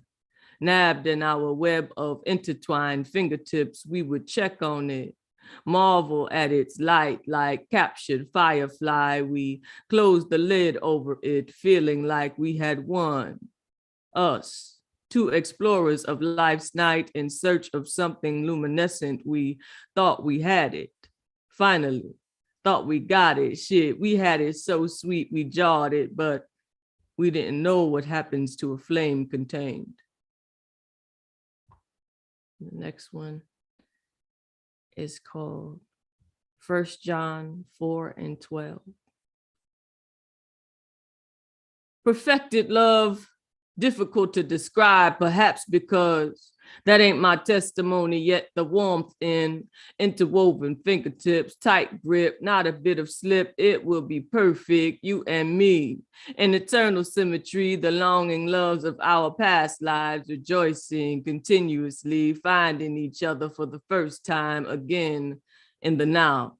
Minds melted by just how, but trusting it nonetheless, we feel blessed by us, stealing kisses, glances, slow dances in the living room. I swoon, you swoon, but right now it's too soon. So wherever you are, out there in the universe, might as well be amongst the stars. I can't see you yet. Before unblock, we gotta get prepared. Perfection requiring individual work first, a self-quenching of thirst, authentic, so it need not be rehearsed. It will flow, and I hope, nay, I know you will unfold me, and I too will take you into me so deeply, completely. There will no longer be you, and there will no longer be me. We will cease to exist, leaving only love singularly. And then one last one if I have time. Okay. Yeah. Thank you. This one is called Mirage Made Perfect. I am digging up my jewels for you, dipping deep into the caverns of me for you, sniffing out my own frankincense, offering you my myrrh. An alchemist, I am making gold from the nuggets of me, planted by karmic kings, shining the brightest, mixing most potent potions to intoxicate you. Donating dopeness disguised as dopamine, dominant, dispensing endless endowments of energy to industrialize inhibitions into intent. Spoon feeding serenades of serotonin, siphoning songs of Cyrano, spurring your strength. Subsidizing light so you can see me, appealing your awareness, asking for advances of affection, attested affirmations, assertions, announcing that you can afford me. I am minding my mind, making mistakes minimal, mincing memories, mechanics, molding masterfully, merging mediastinums. I embrace you, excavating embers, evading and treating episodes, unearthing your triggers so I may gaze at the elegance of your roots. I am rerouting rage when raucous, replanting, rambunctiously rewrapping your cocoon in case I have to release you. I am your cauldron, cooking your catastrophe, coddling your comeuppance, caressing your consciousness, collecting your capricious cares, corrupting comprumbrance to consistency, connecting your circle. I am love. Thank you. Woo! Woo! That Oh, was man. amazing. That's Ray Jane. Ray Jane. Oh, Is always Do you know how to mesmerizing. not? Do you ever know how to not bring it? Like, has there ever been a day? You ever know how not to mess me up? I'm so glad that we're listening to her past midnight. It's a good way to start the day. Yo, yeah, like it's super late for you, and you're sleepy, and then you just like you turned on, like you always do. I see it. You turn something on, you channel something, and just amazing. Ray Jane, it's rayjane.com. Anything else you'd like to promote really quick? Any upcoming shows, features, things like that? Yes, actually, outside with our mask on, because we're not crazy around here. We're vaccinated as well, encouraging you all to save yourselves and everybody else. And if not you, then everybody else. That would be dope. Next weekend, Saturday, Wild Project, New Eurekan Poet Cafe outside. A number of us will be performing. If you'd like to meet us in person, come chill, hang, get your hugs in. That's where we will be. Virtually, you can catch me on my first open mic ever, starting on the 27th, which is a Friday. We're calling it Freestyle Fridays, starting at 8 p.m. Eastern, 6 p.m. MST. Come out, all styles welcome, encouraging y'all to spit something fresh. Cool. Follow me for more information. Love to all of y'all. Be good to yourselves. Thank you so much. Damn. Ray Jane, everyone. Put those emojis on there, the heart emojis, celebration, all of whatever you want, whatever you feel, put it in the chat. Okay, let's see. We got a couple more pieces. We're gonna get everyone on tonight. We're gonna make it happen. We're gonna make it happen. All right. So next up, we got Terry Rose out of New Jersey. Funny's mom. Are you with us still? I want to make sure you're still here. Yes, I'm still here, hanging on by a thread, but I'm still here. All right. Thank you. Jersey Trinity. Woo! Jersey in the house. I've just finished writing this. I started it on a prompt from the Musing Palette, and the prompt's at the end. I don't want to say what it is. It'll ruin it. Stars on stage. Stars shine bright. Stars in love. Stars want a voice. Stars need to be acknowledged. Stars twinkle forever until they collapse upon themselves. Who is the brightest? Who is the most loved? Who is sparkling so brightly that the smaller heavenly bodies cannot be seen? Stars cannot be anything else. Stars were made for this. Stars cannot hide their light. How can they let their siblings be seen? As they die and turn into black holes, they will suck out everything in their path and travel to oblivion. I tattoo stars on scars. And that was the prompt at the end. Then there's another prompt I did for Writers Around the World. And this is a choka. I'm not sure I'm saying it correctly, but it's another form of haiku. Eyes gazing upward, praying to be, eyes gazing upward, praying to the heavenlies, begging for mercy. She is both heaven and hell, angel of desire. Into sun she fell, burning. Fire perches on scorched feathers. And then I have one more prompt, that's a short one, that is for Writers Around the World also. And the prompt for that one was, she is both heaven and hell. That was for the last one. This was a different prompt. How many breaths will I be forced to take hearing more of your lies? How many breaths will I hold in, resisting the urge to slap your face?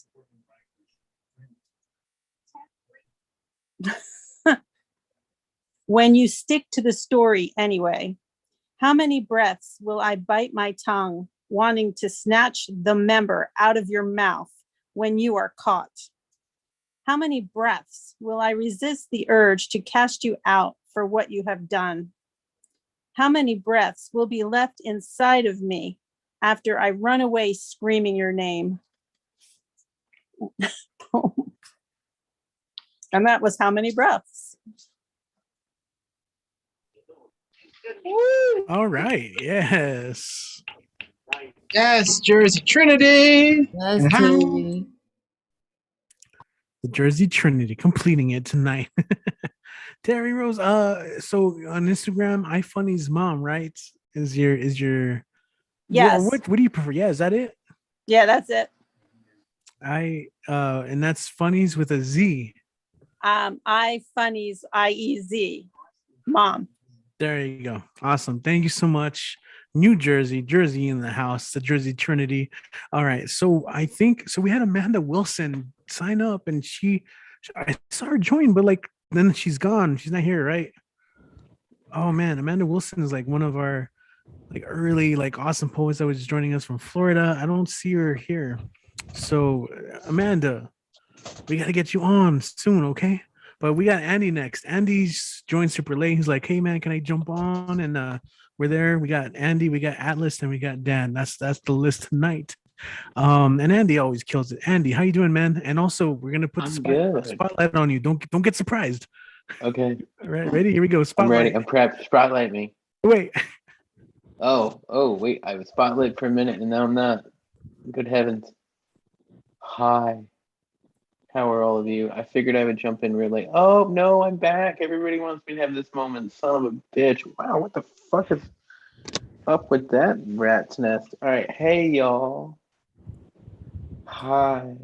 So, last week on the 10th was 19 years clean. And I wrote a poem. I just got one tonight.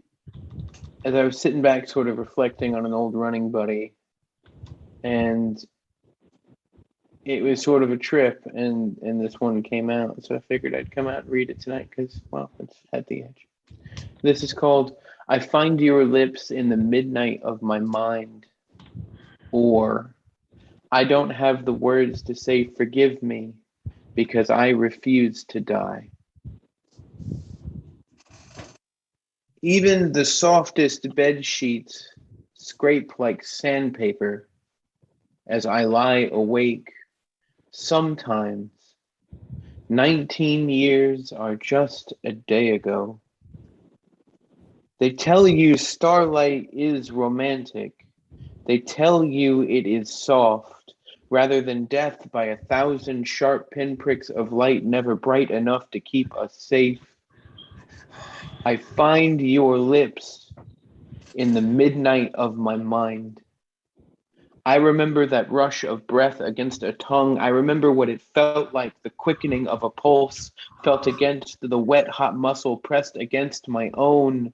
Your mouth was the only one I have ever let find mine in the dark. In all the night scents We whispered about our getaway, hushed promises that one day we wouldn't destroy our bodies for the desire of others, a promise we might be the hands of our own destruction. How much gentler would we meet our end together? Eventually, I put down the weapons that destroyed myself, scattered them back into the wind. The tornado of my blood ripped them from my body by force. I did not go back. You never left. You said you would never let me leave. You told me this was love. Some nights I dream of your apologies, made for the hands of others as you held my broken body. I remember the night you reset my ribs, stopped the bleeding, whispered for me to whimper quieter, put the needle in my arm so I would forget, telling me in my ear that this was all a dream. Come, let me make you forget. I learned from you. Our bodies on an air mattress, your tongue finding my mouth. I don't kiss him like that, you tell me. Some nights that lie was the softest blanket I ever owned. I carried it with me like a lost child for years. For far too many years. The last day I saw you was 3 years later, after 3 years of silence. You showed up on the doorstep of my home.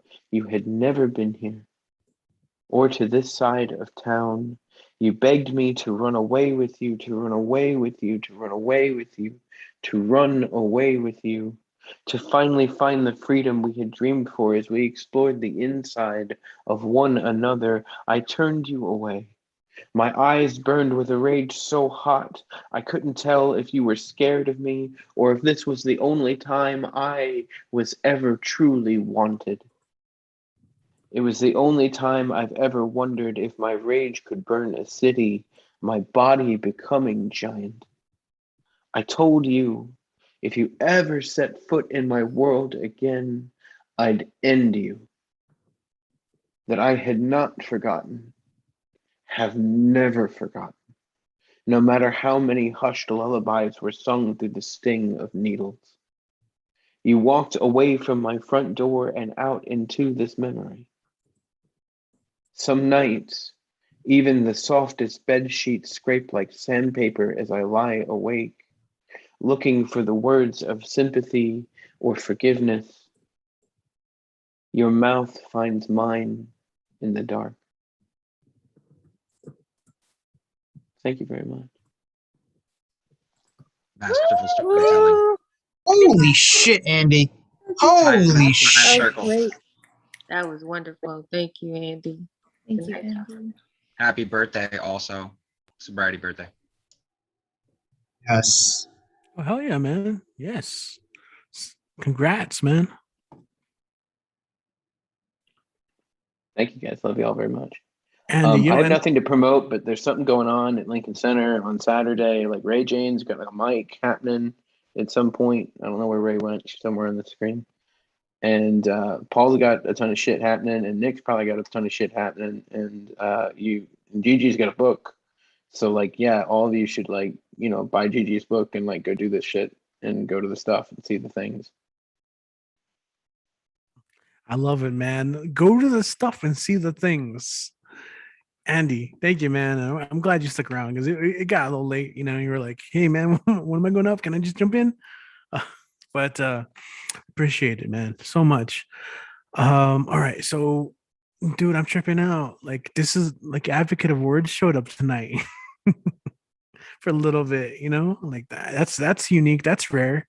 Don't see that too often. That's why. All right, we got a couple people left. New Orleans. It's been a while since we've visited New Orleans, and we have Atlas who joined us tonight. Atlas, what's going on, man? It's been a while. Missed you. How you feeling? How you doing? It's been a good while. I've just been trying to be supportive to others and trying to be as productive as possible despite the obstacles in my path. And I've actually been creating and hosting events as a way to help people sort of reacclimate and learn how to socialize again. There's a concept I sort of have been stating pretty often called social atrophy. You go so long without having a conversation or meeting someone new, you sort of forget how, like someone who used to run 5 miles every morning, breaks a bone, has their leg in a cast for a year, and now can't run more than 5 blocks without struggling. So a lot of people have gone 18 months without talking to people, and some of them need help. So that's what I've been doing. I wanted to do some things I call quick wit, and then I have a fairly short piece to share after that. So quick wit. It's really interesting the words we choose to use. For instance, web, net, cell. Web, net, cell. And we wonder why we feel so trapped by technology. We call it a Facebook feed, but it's people starving for attention, for validation. We call those people friends, but yet the more we amass, the less we feel we truly have. I mean, would they call us on their birthday if the app didn't tell them to? We ask for followers, but whether metaphorically, philosophically, or quite literally, we don't really know where we're going. Why would we want to be followed there? I mean, we want people to follow us, but we don't want them to know where we're coming from or where we're going to until we've left and shared photos. We call it social media, but it's extremely antisocial. I mean, I've more often than not seen people ignore those standing and sitting in their company, being completely antisocial while constantly texting people, probably sitting at home in their pajamas. We call this app TikTok, and it's the preferred way to waste minutes into hours and hours into days. Maybe the reason why we're so aggravated by telemarketers is because they give us a false sense of hope. Maybe what bothers us is not how often telemarketers call us, but maybe how seldom our friends and family actually do. You see, it takes a website to tell you you have 437 friends, but really it turns out it takes a flat tire at 437 to show how many friends we really have. We post photos of our food, but we don't welcome anyone to the table. Someone offers us a ride and we're reluctant, but Uber and Lyft have become billion-dollar corporations because we're okay with interactions as long as they're transactions. I don't get it. And I truly think that none of us really do. Sometimes we don't necessarily do things that make sense when we become more preoccupied with making dollars. All right, those are the quick wit. And here's a piece called Borrowed Opinion. Does anyone have an opinion I can borrow? I used to have one of my own, but individual opinions have become so expensive. Last I checked, they were costing people their social media accounts, some of their friends, invitations to family members' dinners, and those are the less expensive opinions. You see, I only have to go online to check a few of my emails, and I am bombarded by tons of articles about some people having opinions that cost them their job, their career, their freedom.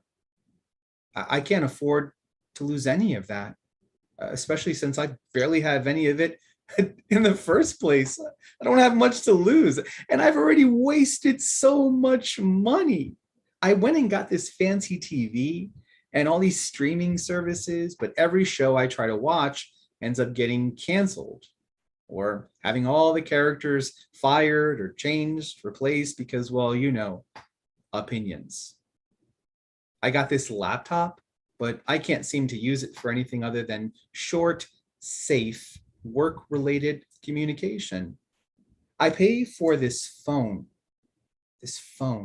but I can't call and talk to anyone or voice my opinions or my feelings. I don't feel safe. I don't feel comfortable communicating because apparently no one close to me feels close to me. I mean, sure, people are suffering from, you know, drug overdose, alcohol poisoning, and suicide from feeling as though they have no one to talk to and no safe space to be heard.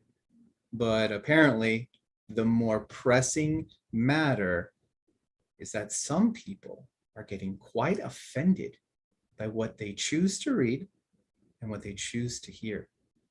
I mean, sure, every single person that has made a significant impact in the world we live in today started their journey because they were offended, but decided to do something positive about it.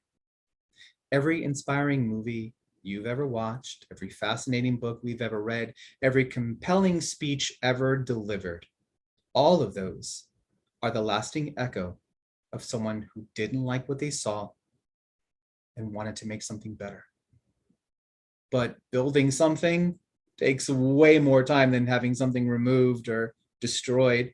Starting something requires a much greater investment than simply canceling something that already exists. And borrowing someone else's opinion, that is much safer and cheaper than, you know, forming and expressing one of your own. You know, I had my own thoughts, my own feelings, my own opinions, but I lost them somewhere along the way while meandering through life, trying my best to gain the acceptance and approval of everyone I came across. I somehow lost track of what mattered to me. I somehow seem to have misplaced my identity. I was so busy stumbling, trying to keep up with everyone else that I just dropped all the beliefs I was holding on to. I lost myself. And I've seemed to develop this overwhelming sense of self-hatred, ironically, through trying to gain the love, admiration, and acceptance of others. Seems like over time, the more I try to be liked by others, the more I just start to hate me. And it's easy to let go of something when you can't remember the last time you held on to it. So, hate to get all emotional over there, but does anyone have an opinion I can borrow? Preferably one that goes well amongst large groups, parties, something nice, neutral, simple. Yeah. Does anyone have one of those? Because I don't have any. Thank you.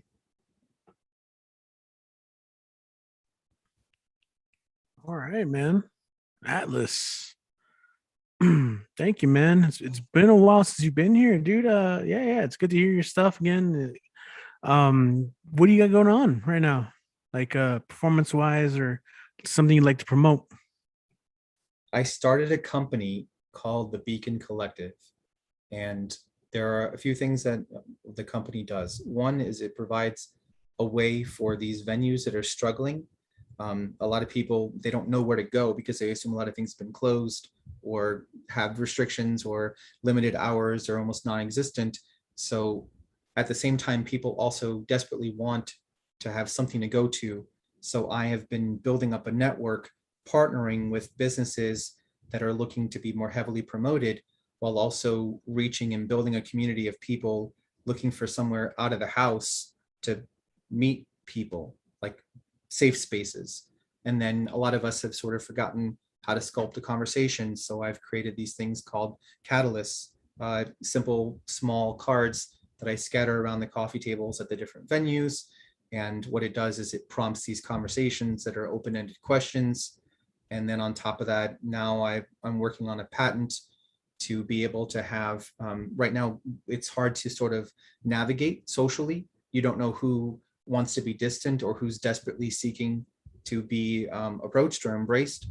So I'm actually creating LED bracelets where you can, you change the color scheme based on the kind of interactions you find most favorable, sort of like a Fitbit, but for your social life.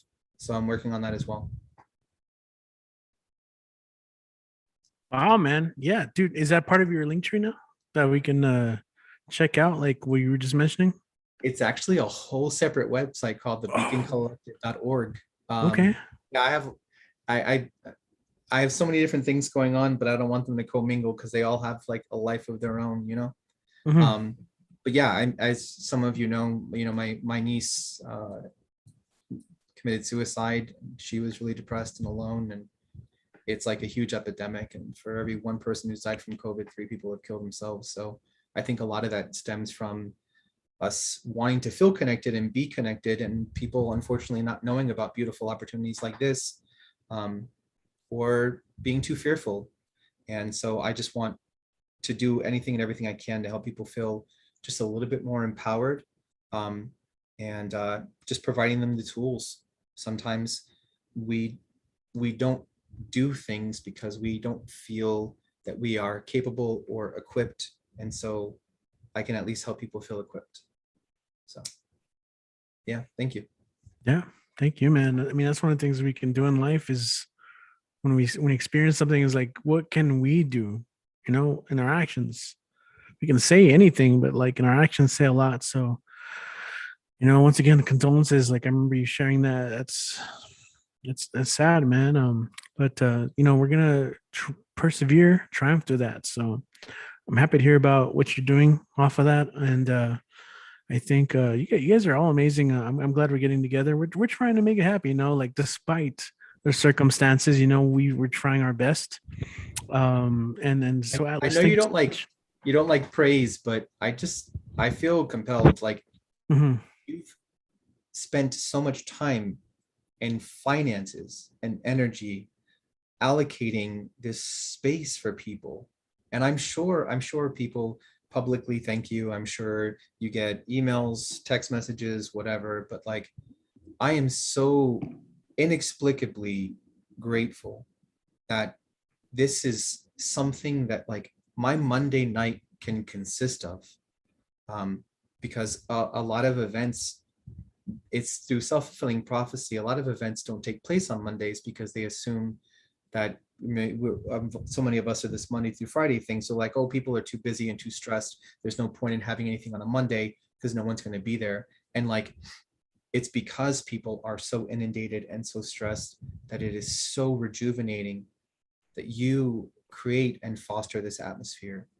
And it has saved many lives, whether they've mentioned it to you or not. I can assure you, Richie, you are saving lives. Thank you. Thank you, man. Yeah.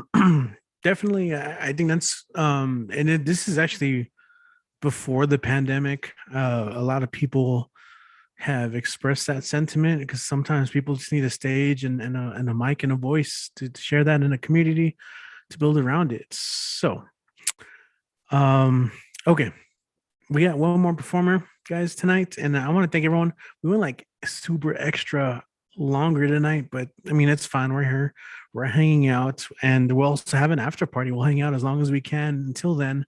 But we got Dan the Man up next, and Dan the Man is also one of our performers and participants who has been here 100% of the time. 100% attendance award. Uh, and Dan is like his own entity. He's like a force. And if you don't know, like you're about to know. If you do know, you know. And I hope you're still here with us. Dan, what is up? We got to change the batteries on your fire and your smoke alarm. Uh, but Dan, what's up? How you doing, man? How I'm you doing? good, Richie. Thank you very much. Sorry. Okay, well, yeah. Well, I've been organizing. I get a headshot. I need a headshot for the slideshow, which means I am organizing. And speaking of organizing, I think I'm gonna do a quick freestyling poetry. Well, a little or story, if you want to say. So I think I'm gonna call it organizing. You know how like I have a knack of organizing. Yeah, it's like excuse me. It's like going through category or genres or sorting everything out or like ABCs or 1, 2, 3s. Yep. Yeah. So that's how you doing. So just like how I do like organizing, like start with the numbers or start with a couple other things, and well, it's just like categories, it's just like horror, action, comedy, or like music, like R&B or pop or rock. Yeah, or classical, you know what I mean. Yeah, and colors like blue, red, pink, black, or whatever, or like Kenny Wayne Shepherd, long black tees on the fellow. Yeah, yeah. Sometimes have a knack of organizing. Sometimes like doing the dishes, or like writing some poetries, or like organize, or just cleaning around the house, or like watching TV, or organizing like my posters here or my covers here. Yeah, I think you already seen that on the back of the. I guess you already see my blogs in the back of the background. But sometimes, yeah, I do have a knack of organizing, or sometimes, sometimes,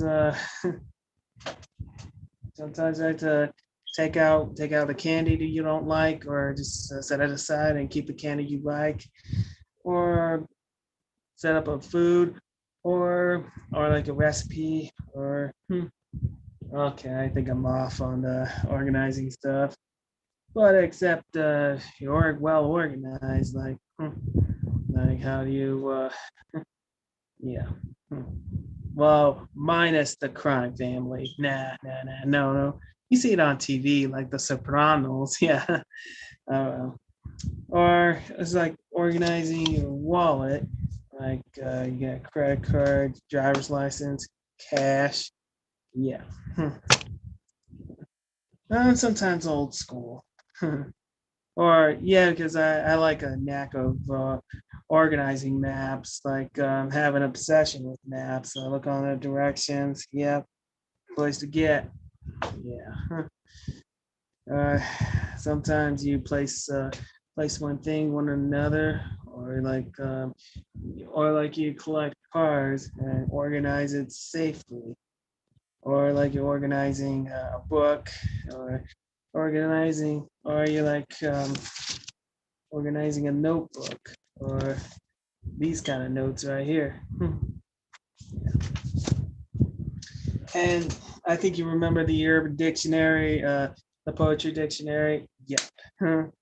Yeah, this is like a rhyming, or this is like the rhyming dictionaries. Like, see, that's organizing. So that's how I really like about organizing. Yeah, that's why I have a knack of organizing. Okay. All right. Well, just to let you know, next Wednesday, the 25th, my 7-year anniversary of Dan the Man's Weekly. So, guys, can't wait. All right.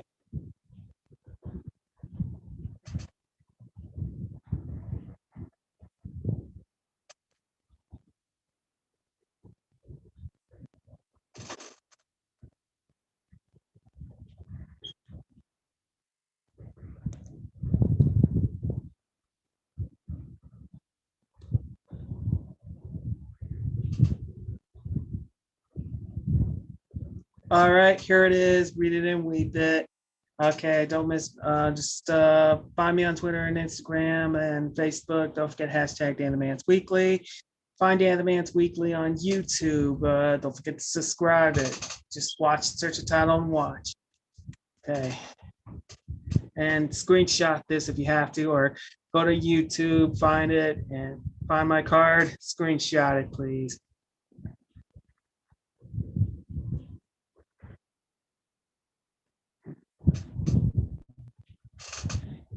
All right, guys. Thank you. Thank you for watching. You have a great night. Back to you, Richie. Thank you. Yes, Dan, thank you. And if you hear that music, that concludes a crazy, wild night. We had over 30 people signed up tonight. It's a late show, but we made it happen somehow. Again, if you want to sign up, make sure that you're following us on our social media. We're open mics on Facebook, Twitter, also on YouTube. I know, like, you're watching on YouTube, but if you subscribe to us on YouTube, like, I get the up, and then on the description there's a link to sign up right there. You know, I know we try our best to accommodate people. It changes every week.